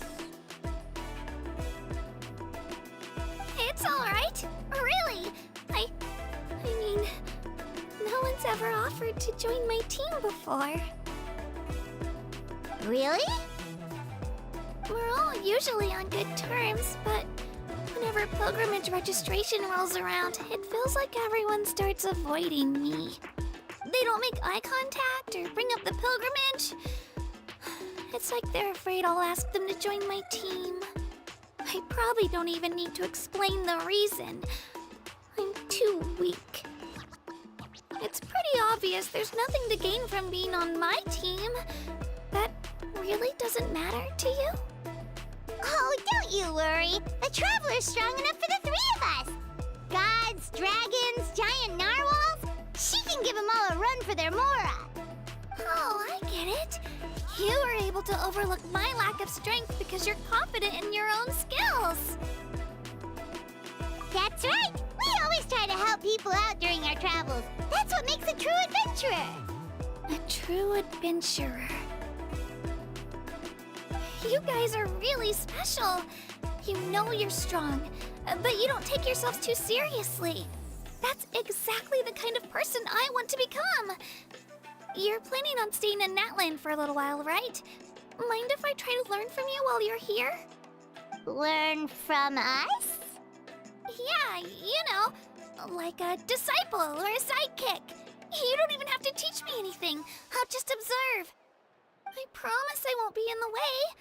Besides, I can take you to see the sights and introduce you to Natlan in the meantime. What do you think, Traveler? Seems like she really looks up to you.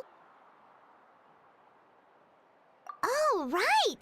Didn't those people from earlier say the registration period was about to end? You don't need to focus on finding new teammates? Don't worry about it. I wouldn't be able to manage it this close to the deadline anyway. I lose all the time. I'm used to it. Everyone around me is used to it. So it's fine. No one expects anything out of me. But if I manage to learn a thing or two from you, I might just pull off a win next time.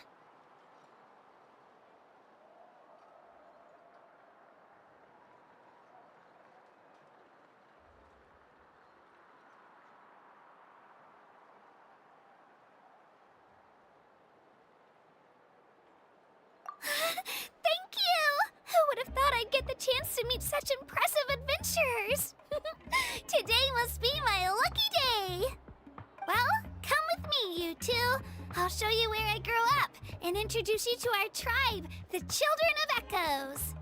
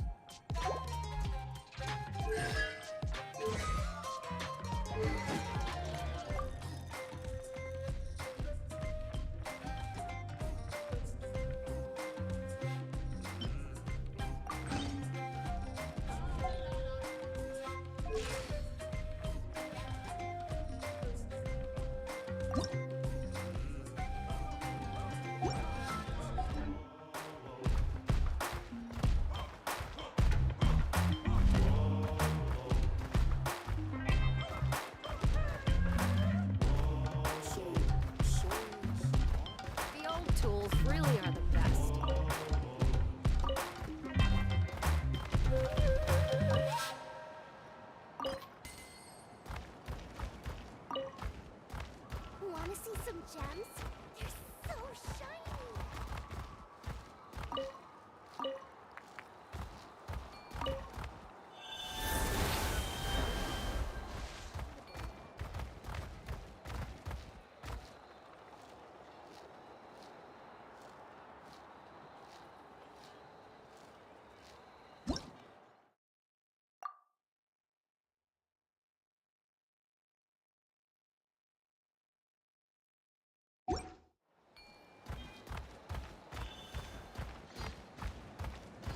Want to see some gems? They're so shiny! So, Saurians...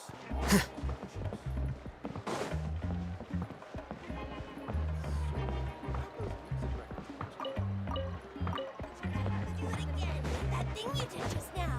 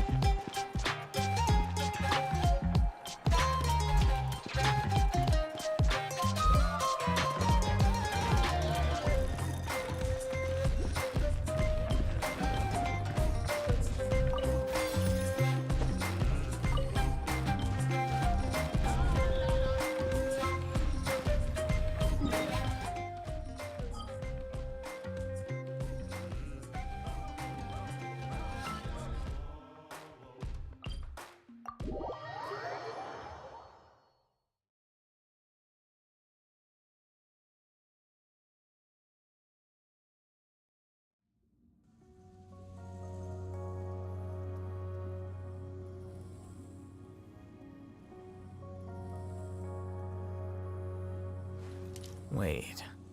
Huh? No. Whatever.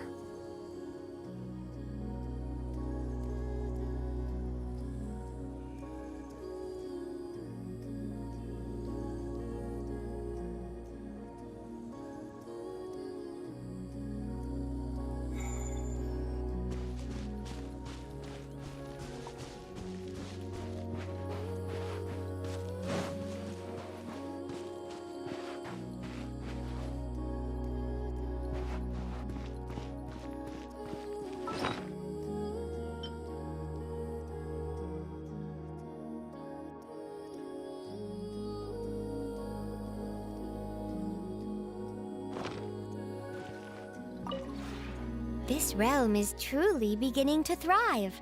I can...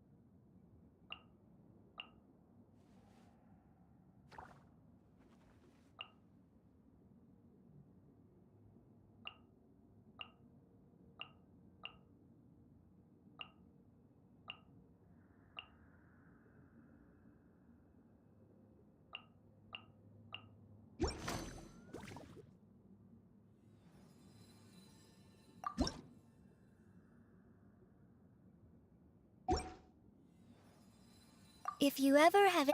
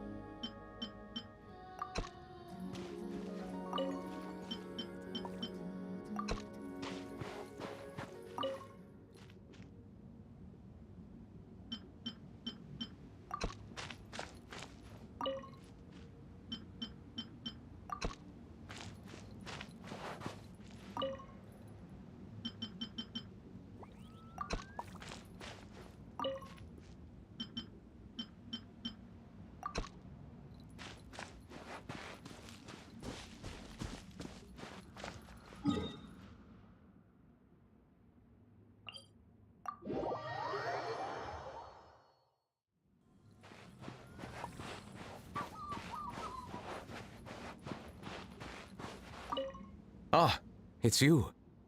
I've been waiting for the owner to show up. One cannot simply walk around without first obtaining permission. Of course. Is there anything you would like to know? For example, my experiences of taste testing the renowned springs of the world? Ah, then you are missing out on a great many good things in life. Perhaps that can't be helped. Some things come naturally to certain people, but not to others. Did you know that bishops lose the ability to distinguish colors over the course of their evolution? After the window of opportunity closes, they won't ever be able to enjoy colorful paintings again. Oh, I just learn things like this out of personal interest.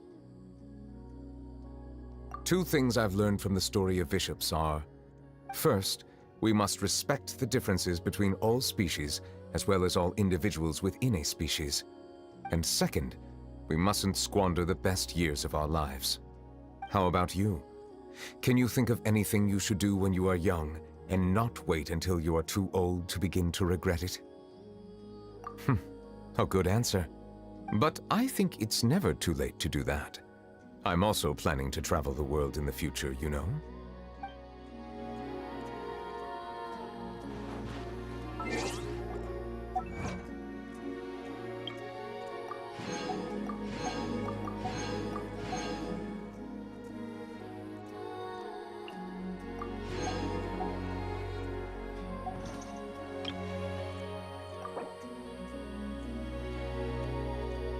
Wait.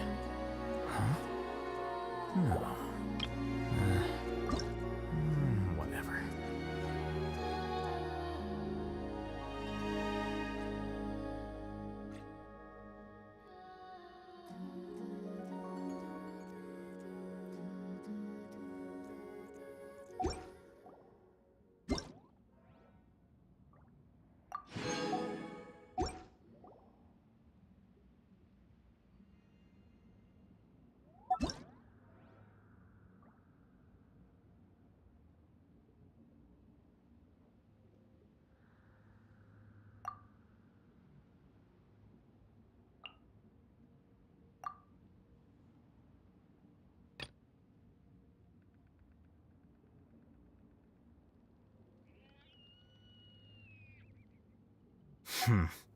There have been many poorly written applications lately.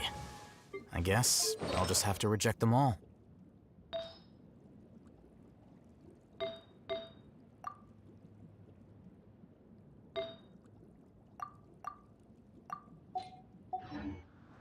Wait. Huh? No. Whatever.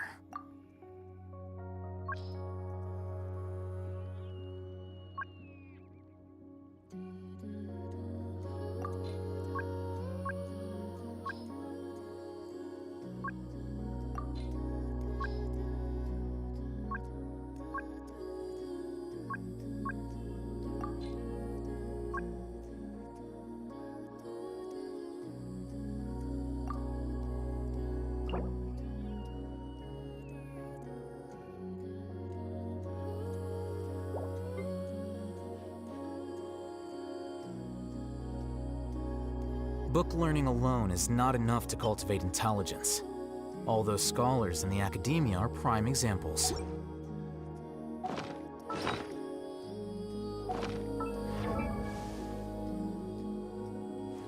Wait. Huh?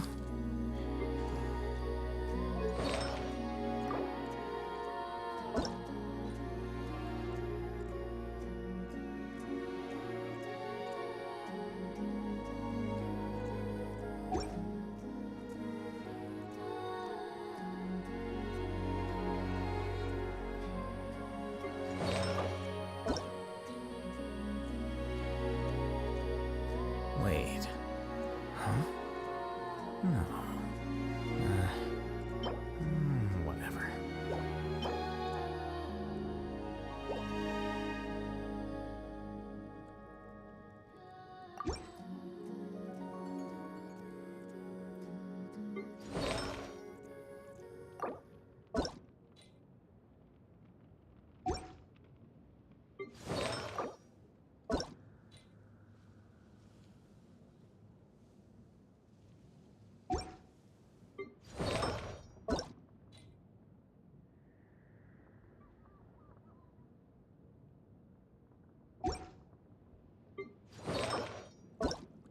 Wait. Huh? No. Whatever.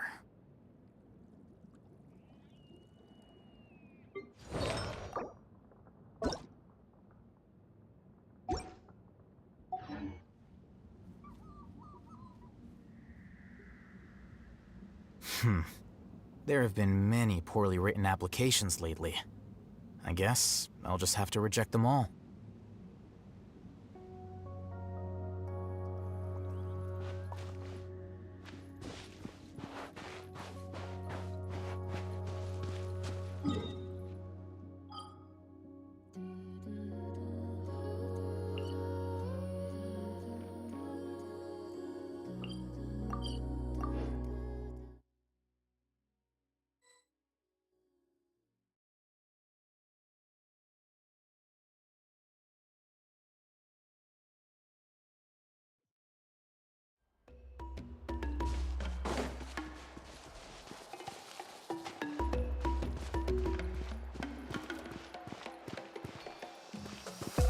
Whoa.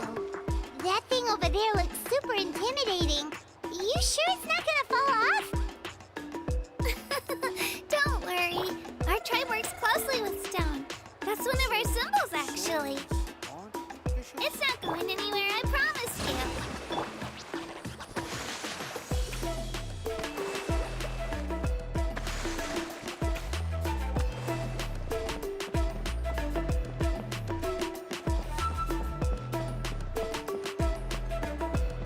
Many of our tribespeople love music and dance and have an amazing sense of rhythm.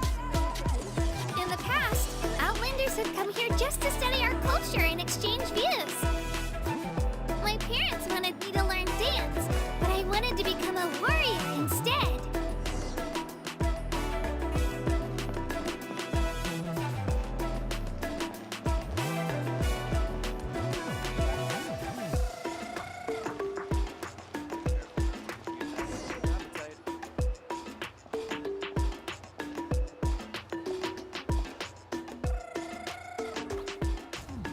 Hey, it's Io! Come on, over here!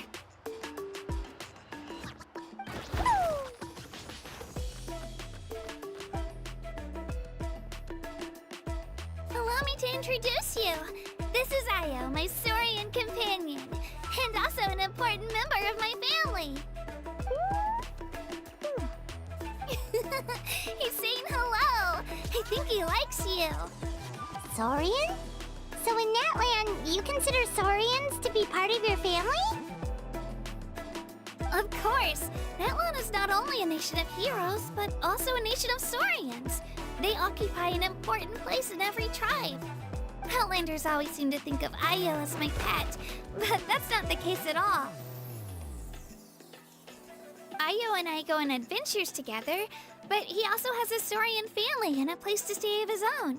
Sometimes he even brings his entire family over to eat at our house.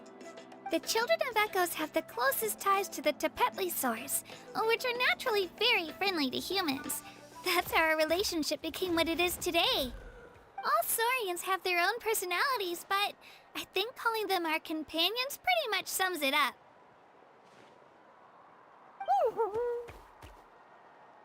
See? Io agrees with me. Oh! You're here too! No way! You have a Saurian companion too! Oh, what a sweet little thing! I think your friend here will get along with Io just fine. Alright, you two go have fun. I've got some important business to handle, and then I'll be right back. No mischief, okay? And you better not go leading your new friend astray, or I'm telling your parents.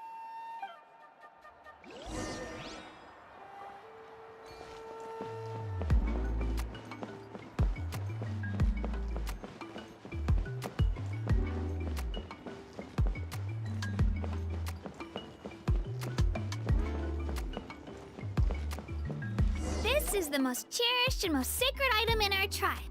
It symbolizes the Wayab that protects us and grants us blessings. Wayab? Is that a god of some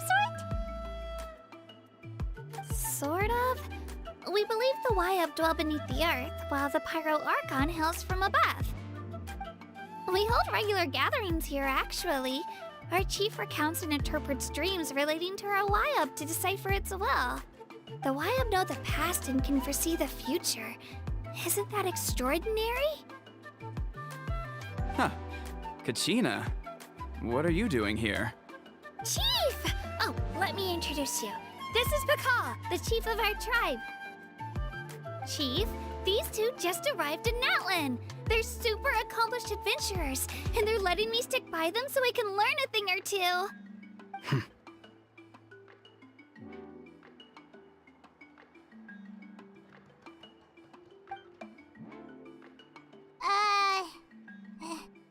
Hello? Kachina is a child of our tribe. Her safety's my responsibility, so I'll just come out and say it. I don't know how you met her, but I'm gonna need you to prove your identity. Whoa!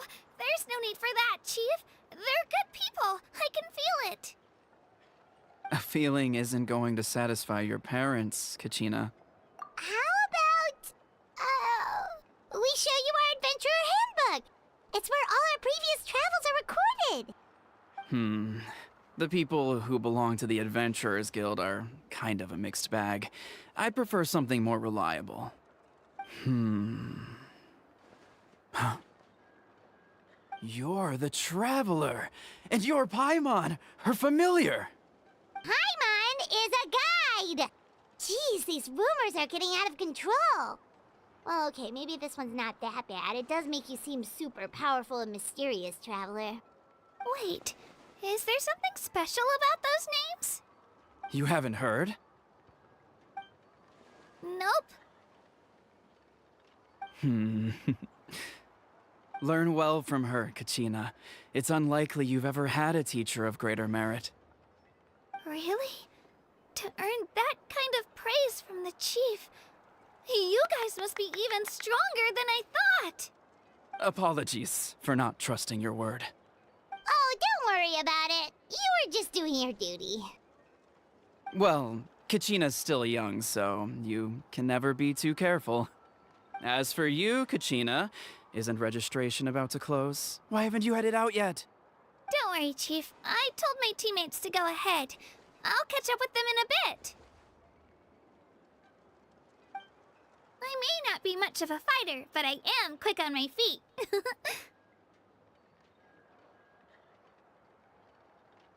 Kachina's trying not to worry him, huh? I see. Well, I hope I wasn't interrupting anything just now. If I did, just tell me where you left off, and I might be able to help with the explanations. Let me think. I told them about the Wyab, so now's the perfect time to dive into ancient names. Good thing you're here, Chief. I don't think I could explain it very well. Oh, right! That word kept popping up in our conversation earlier. So what does it mean exactly? Well, Natlan is a nation of heroes whose valiant deeds are preserved and passed down over time in the form of stories. You can think of an ancient name almost like a label for these stories. By mentioning an ancient name, we remind ourselves of the epic sagas of heroes past. For example, the most famous bearer of my ancient name fought in 27 Night Warden Wars. By the time he fought in his last one, he was already over 60 years old. Even though he wasn't quite where he used to be physically speaking, he still managed to achieve top rankings during the pilgrimage. Impressive, right? Ancient names allow us to preserve the stories of the past, but they're also much more than that. Think of an ancient name almost like an heirloom passed down from generation to generation. Do you have your stone on you, Kachina? Of course. Here, take a look. Whoa, that black stone looks so mysterious. It's like there's something shiny inside it. The Wyab decide who is deserving of inheriting an ancient name. Once a successor is selected, the name becomes theirs to bear, and their deeds are then preserved within it. As time passes, ancient names come to represent the heroic deeds of more and more bearers. and their value becomes even more profound. In turn, the accomplishments preserved within it serve as an inspiration for the next generation of successors. Just like me. I'm still not sure why our YUP chose me of all people. But if I didn't know the stories of all the past heroes, how they never stopped fighting, I probably would have given up a long time ago. Then you're saying this stone doesn't have any actual power? Like it's not gonna make Paimon super strong or smart? None at all. And that is precisely how it exercises its unique value. Think of it this way. If you become a hero because the heavens granted you strength, are your triumphs earned or given? Oh, Paimon gets it! If people start to ask those kinds of questions, the stories suddenly become a lot less inspirational. Someone had this to say about ancient names. Our forebears carved miracles into obsidian rock, yet future bearers looked upon them and saw strength. The miracles of the past become the motivations of the present. The limitations of the past become the breakthroughs of today. That's more or less the gist of it. So there's no rush, Kachina. Many people struggle to understand the YUP's judgment after receiving an ancient name. As long as you never stop trying to improve your abilities and surpass yourself, your time will come. Thank you, Chief. I'll get it together, just you watch. Well, it's getting late. I've got to get to the Stadium of the Sacred Flame.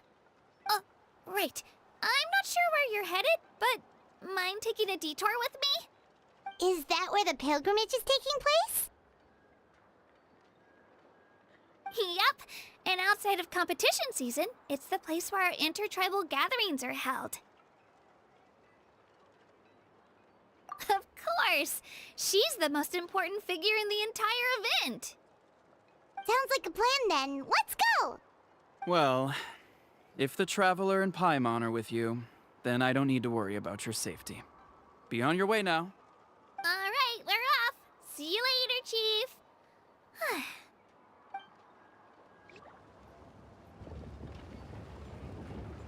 I got so carried away just now, I didn't consider what would happen if our destinations were different. Luckily, that's not the case. Or, well, I guess we just have to meet up after the tournament. You sure it's okay you didn't tell the chief about your team? Chief Pakal's a really nice guy. If he knew the truth, he might even ask to join me. But he's not as young as he used to be, and he's got some old injuries that still bother him. He's not cut out for any more attempts.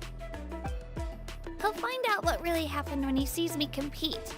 I'm sure I'll get an earful for lying, but this is for the... Yeah, your teammates left you high and dry and you made sure they didn't feel guilty about it.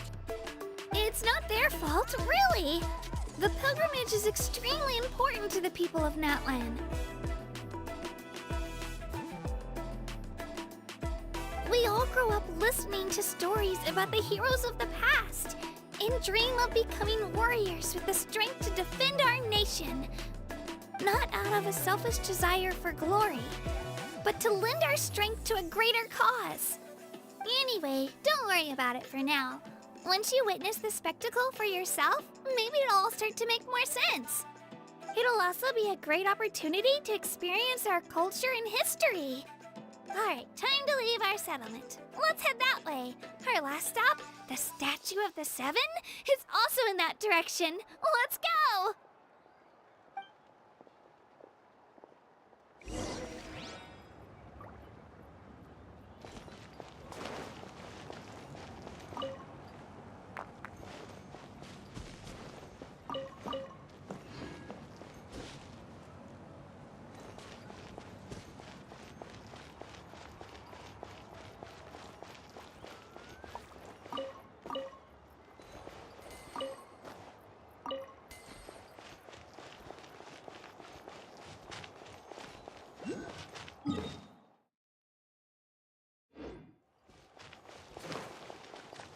la la la. Woo! Da da da.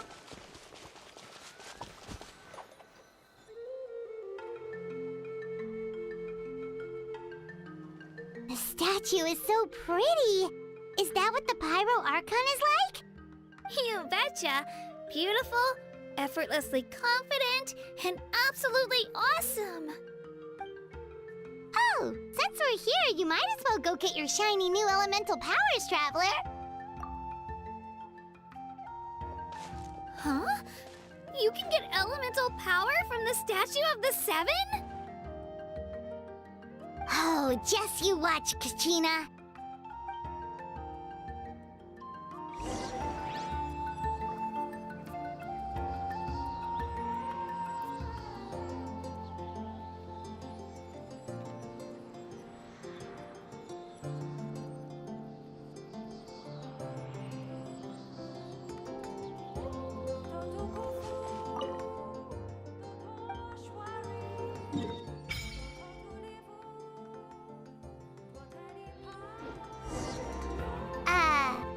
Huh? That's not right. Is the statue asleep or something? Huh.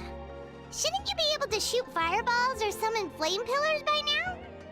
Strange. Must be something unique to Natland. Sorry, Kachina. We got your hopes up for nothing. No, it's all right. If anything, I'm even more curious now. Were you really able to gain elemental powers just by touching the Statue of the Seven? That's something only vision bearers can use. Could you show me? Only if you want to, I mean. No pressure. Take it away, Traveler!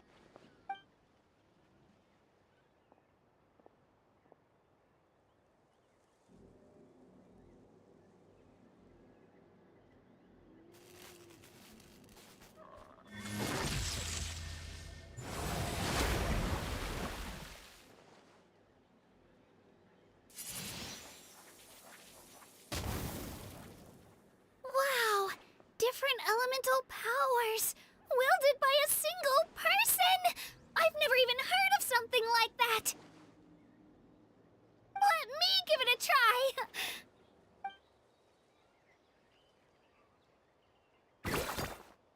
Nope. Still just Geo. Anyway, I was right! You really are something special! Just wait until you hear about our previous adventures. Whoa! What's that?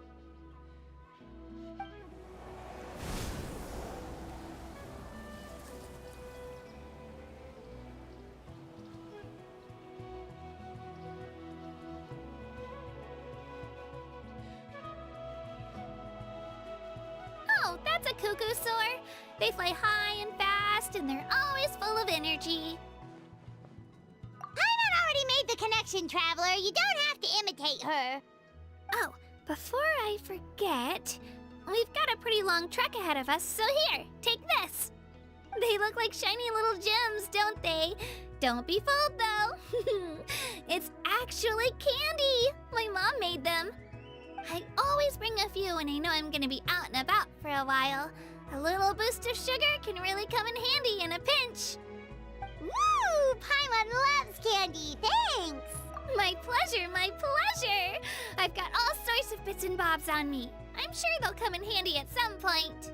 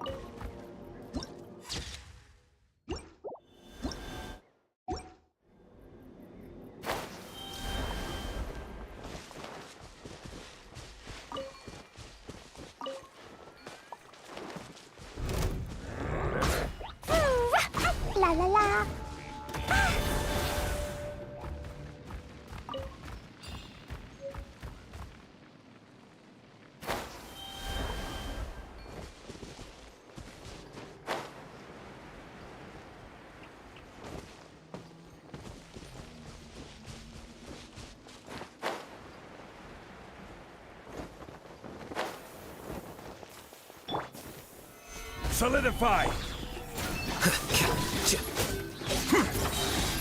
Scatter! That was quick. Dumpy, dumpy, dumpy. I will have order!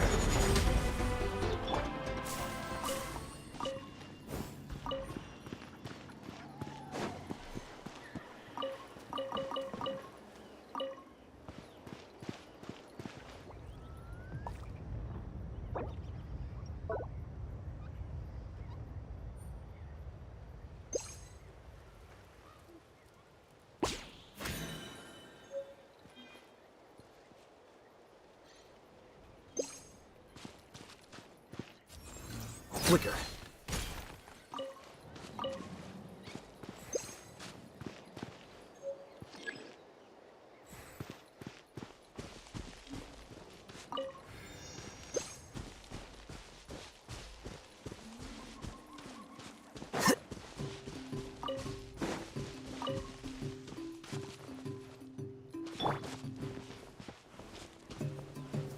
Gather!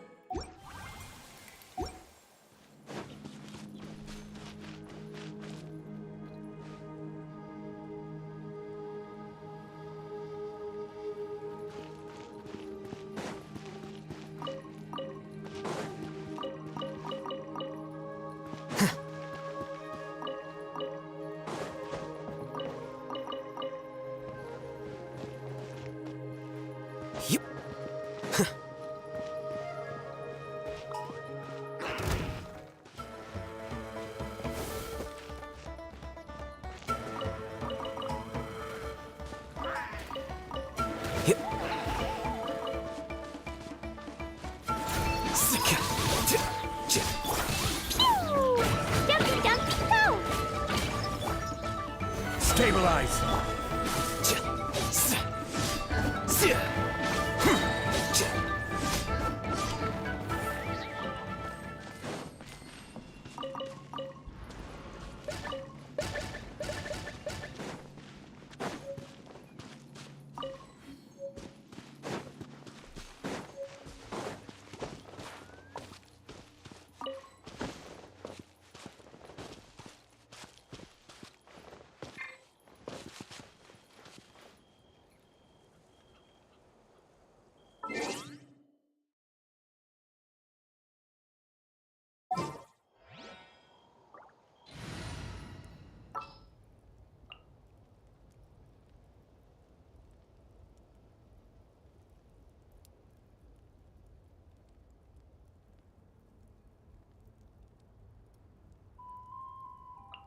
Can I go catch up on my sleep?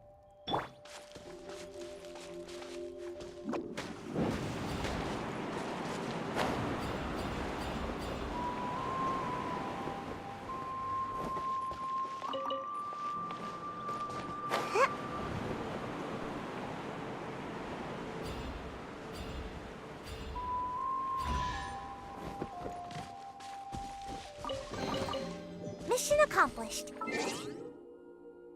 Go back and sleep now. Clee can help.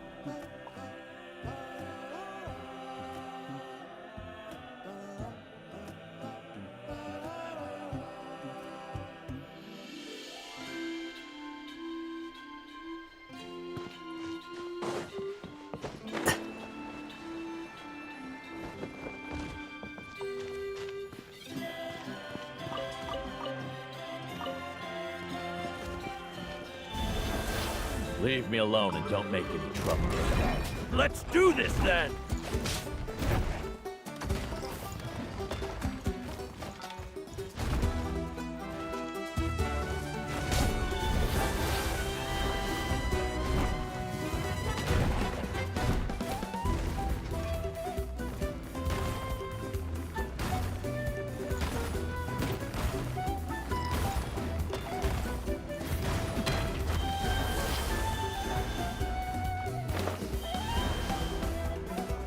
Here you are. Boing, boing, boom! Gather! Covenants of the Deep! Let's move you.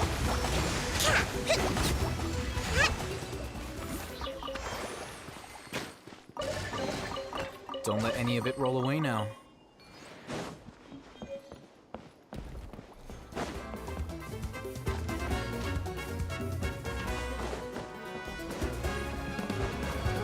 Flicker.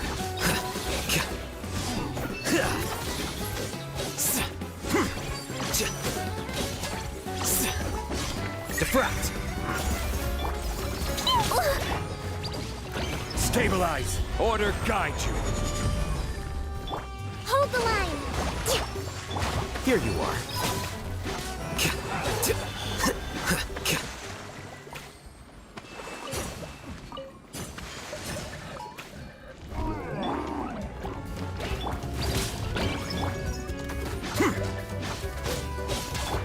Jumpy, jumpy, go!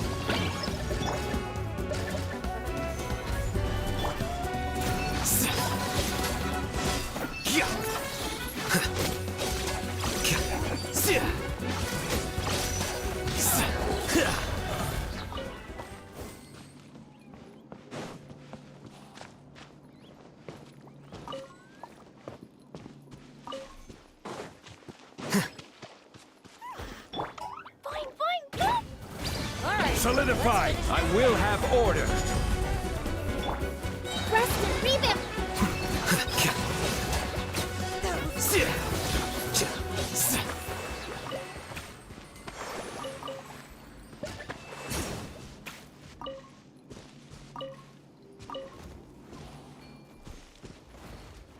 Scatter! Crumble! Torrent, bring refuge! Let's move out. Yeah!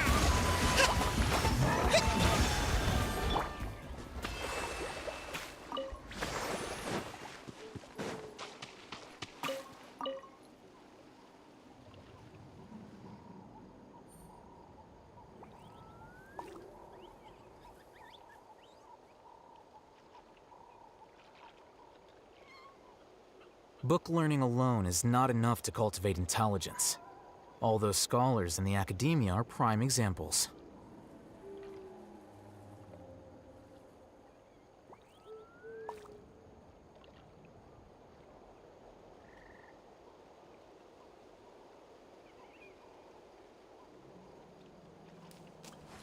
Wait. Huh? No.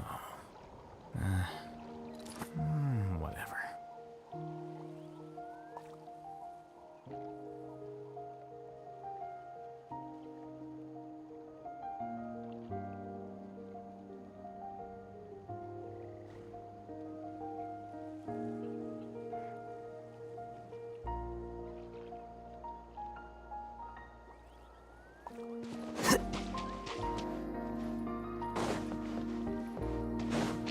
Flicker.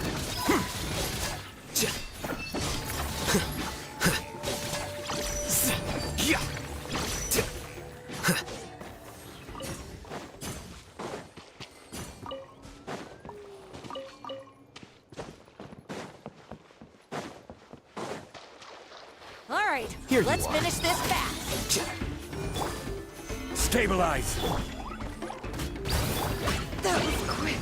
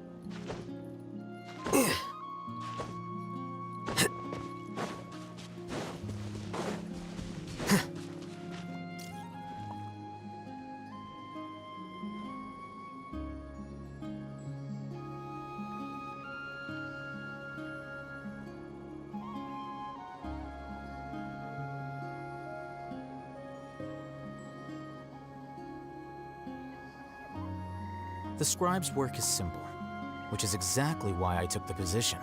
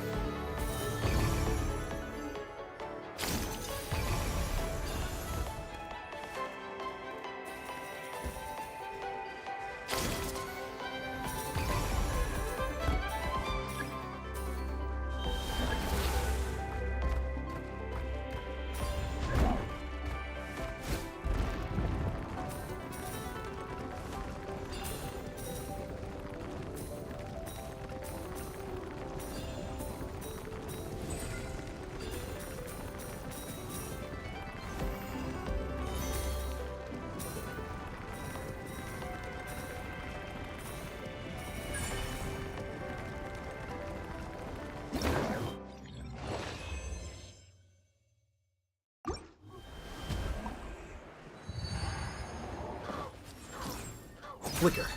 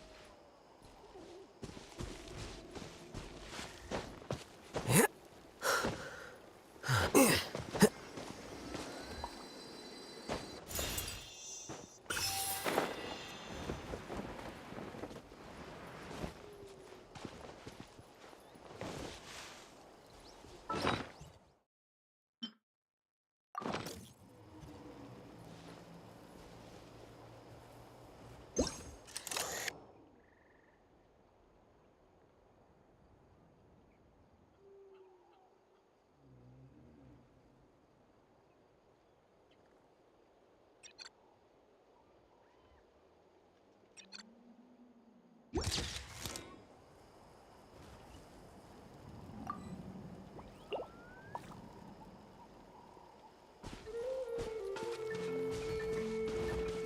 you are. Jumpy, jumpy. Order guide you. Allow me. Out of the way, you're getting blown away. A process of elimination.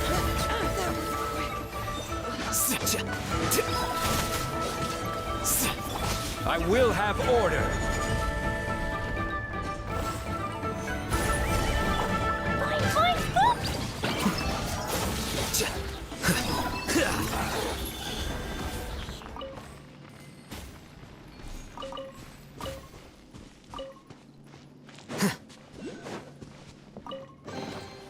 Here you go.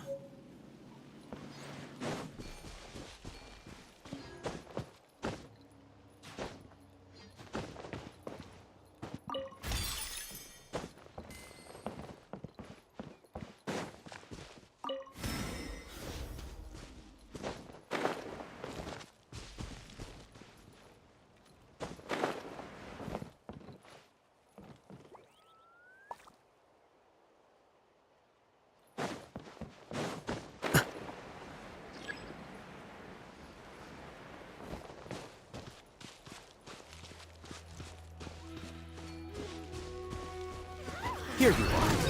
Hold the line. Pew! This is order. Solidify. Scatter.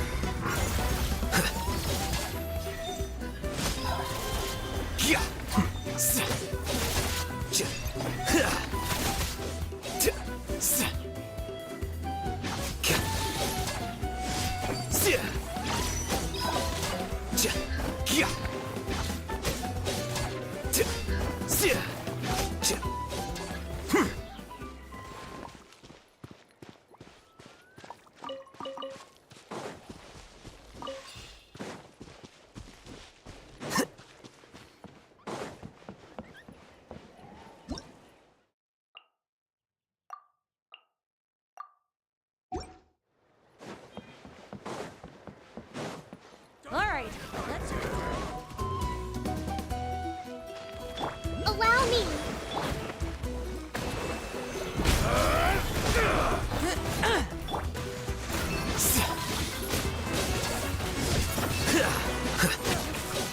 I will have order. Billowing surge. Yeah, I'm good.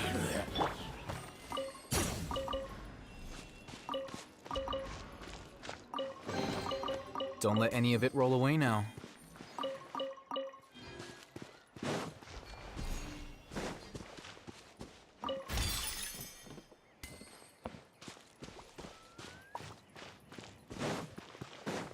Here you are.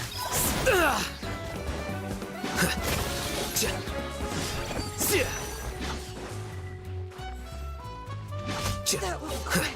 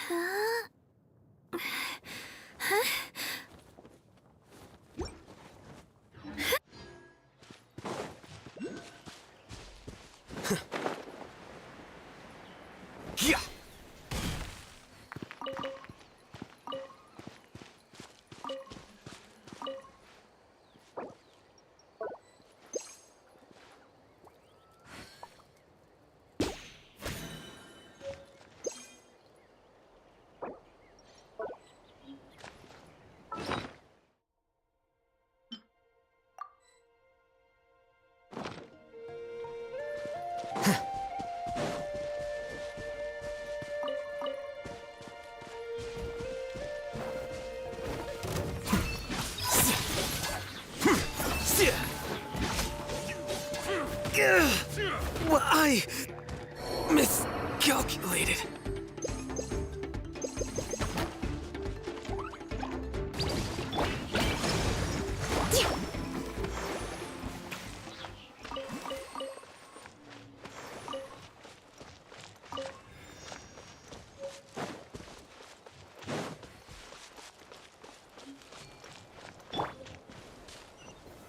Stabilize!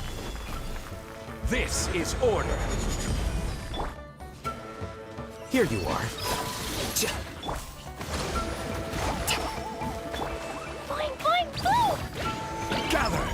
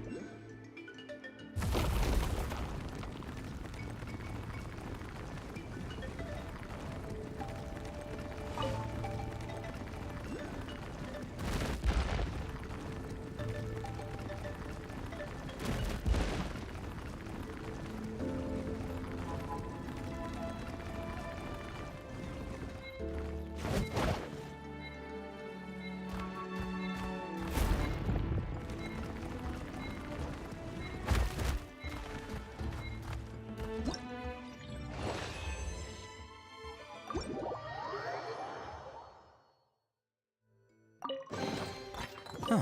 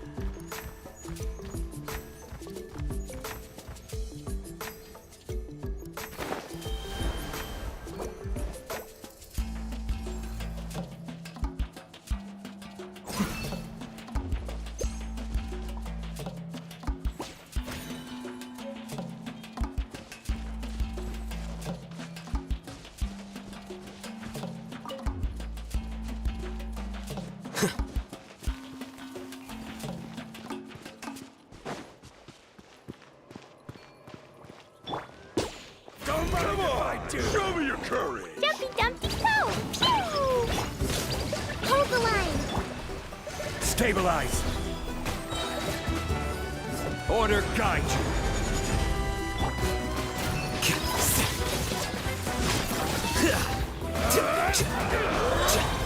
A process of elimination. Yeah, I'm good.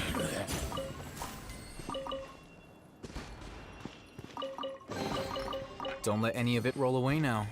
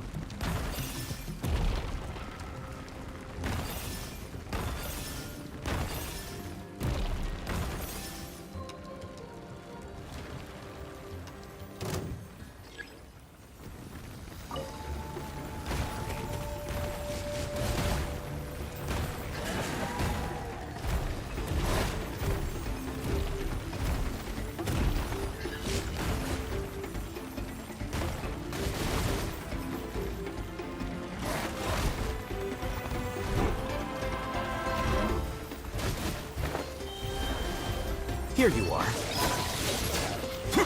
Fine, fine, fine! I will have order.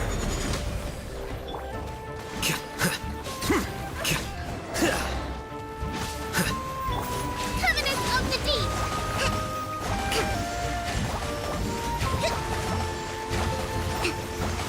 Let's move on.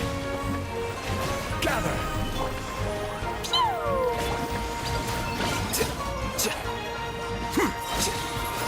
Scatter!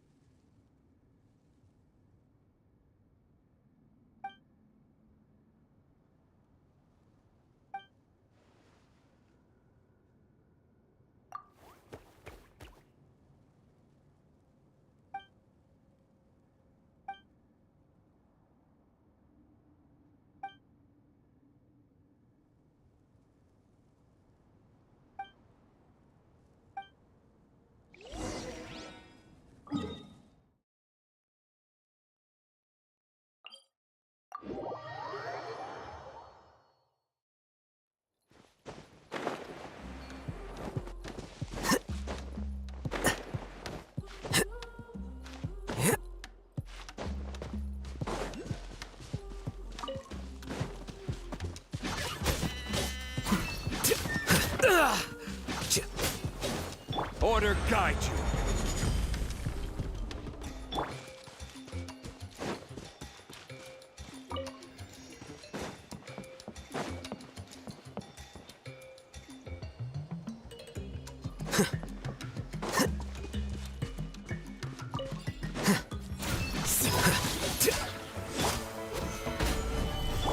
Rest and rebuild!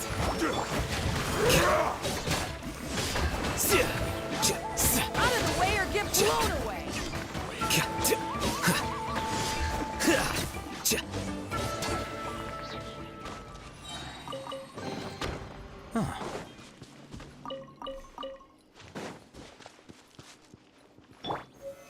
Stabilize!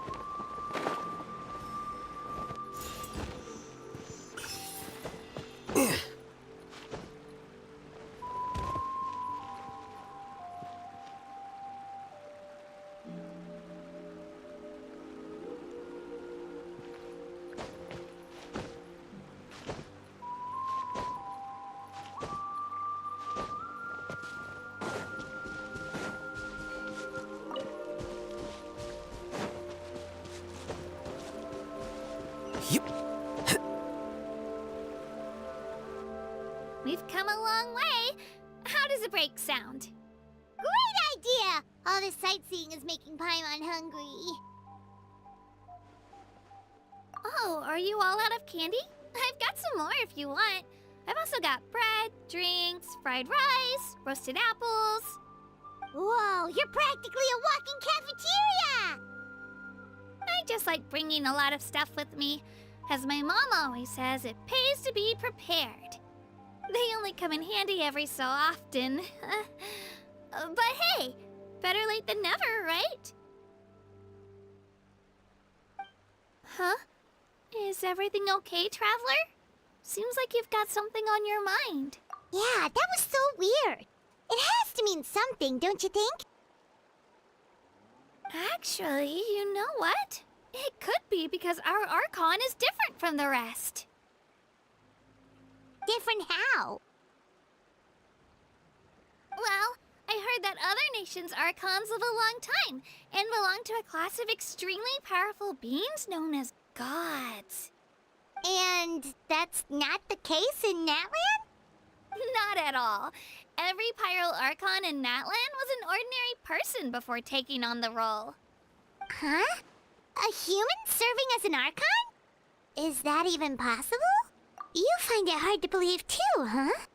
So that's not normal then? I guess I've just gotten used to how things are here in Natlan. Well, based on what we've seen, that's not usually how it works. It can't be that easy for a human to become an Archon, right? Pretty sure the Pyro Archon's the only one who can answer that. I do know this, though. Even after becoming the Pyro Archon, the person in the position still grows old and requires rest. The statue of the Seven may look a lot like our current Archon, but that has to be a coincidence. Countless people have held that title over the years. Oh, I should also mention, the pilgrimage is actually how we select the Pyro Archon. Anyone can claim the title, you just have to prove your strength.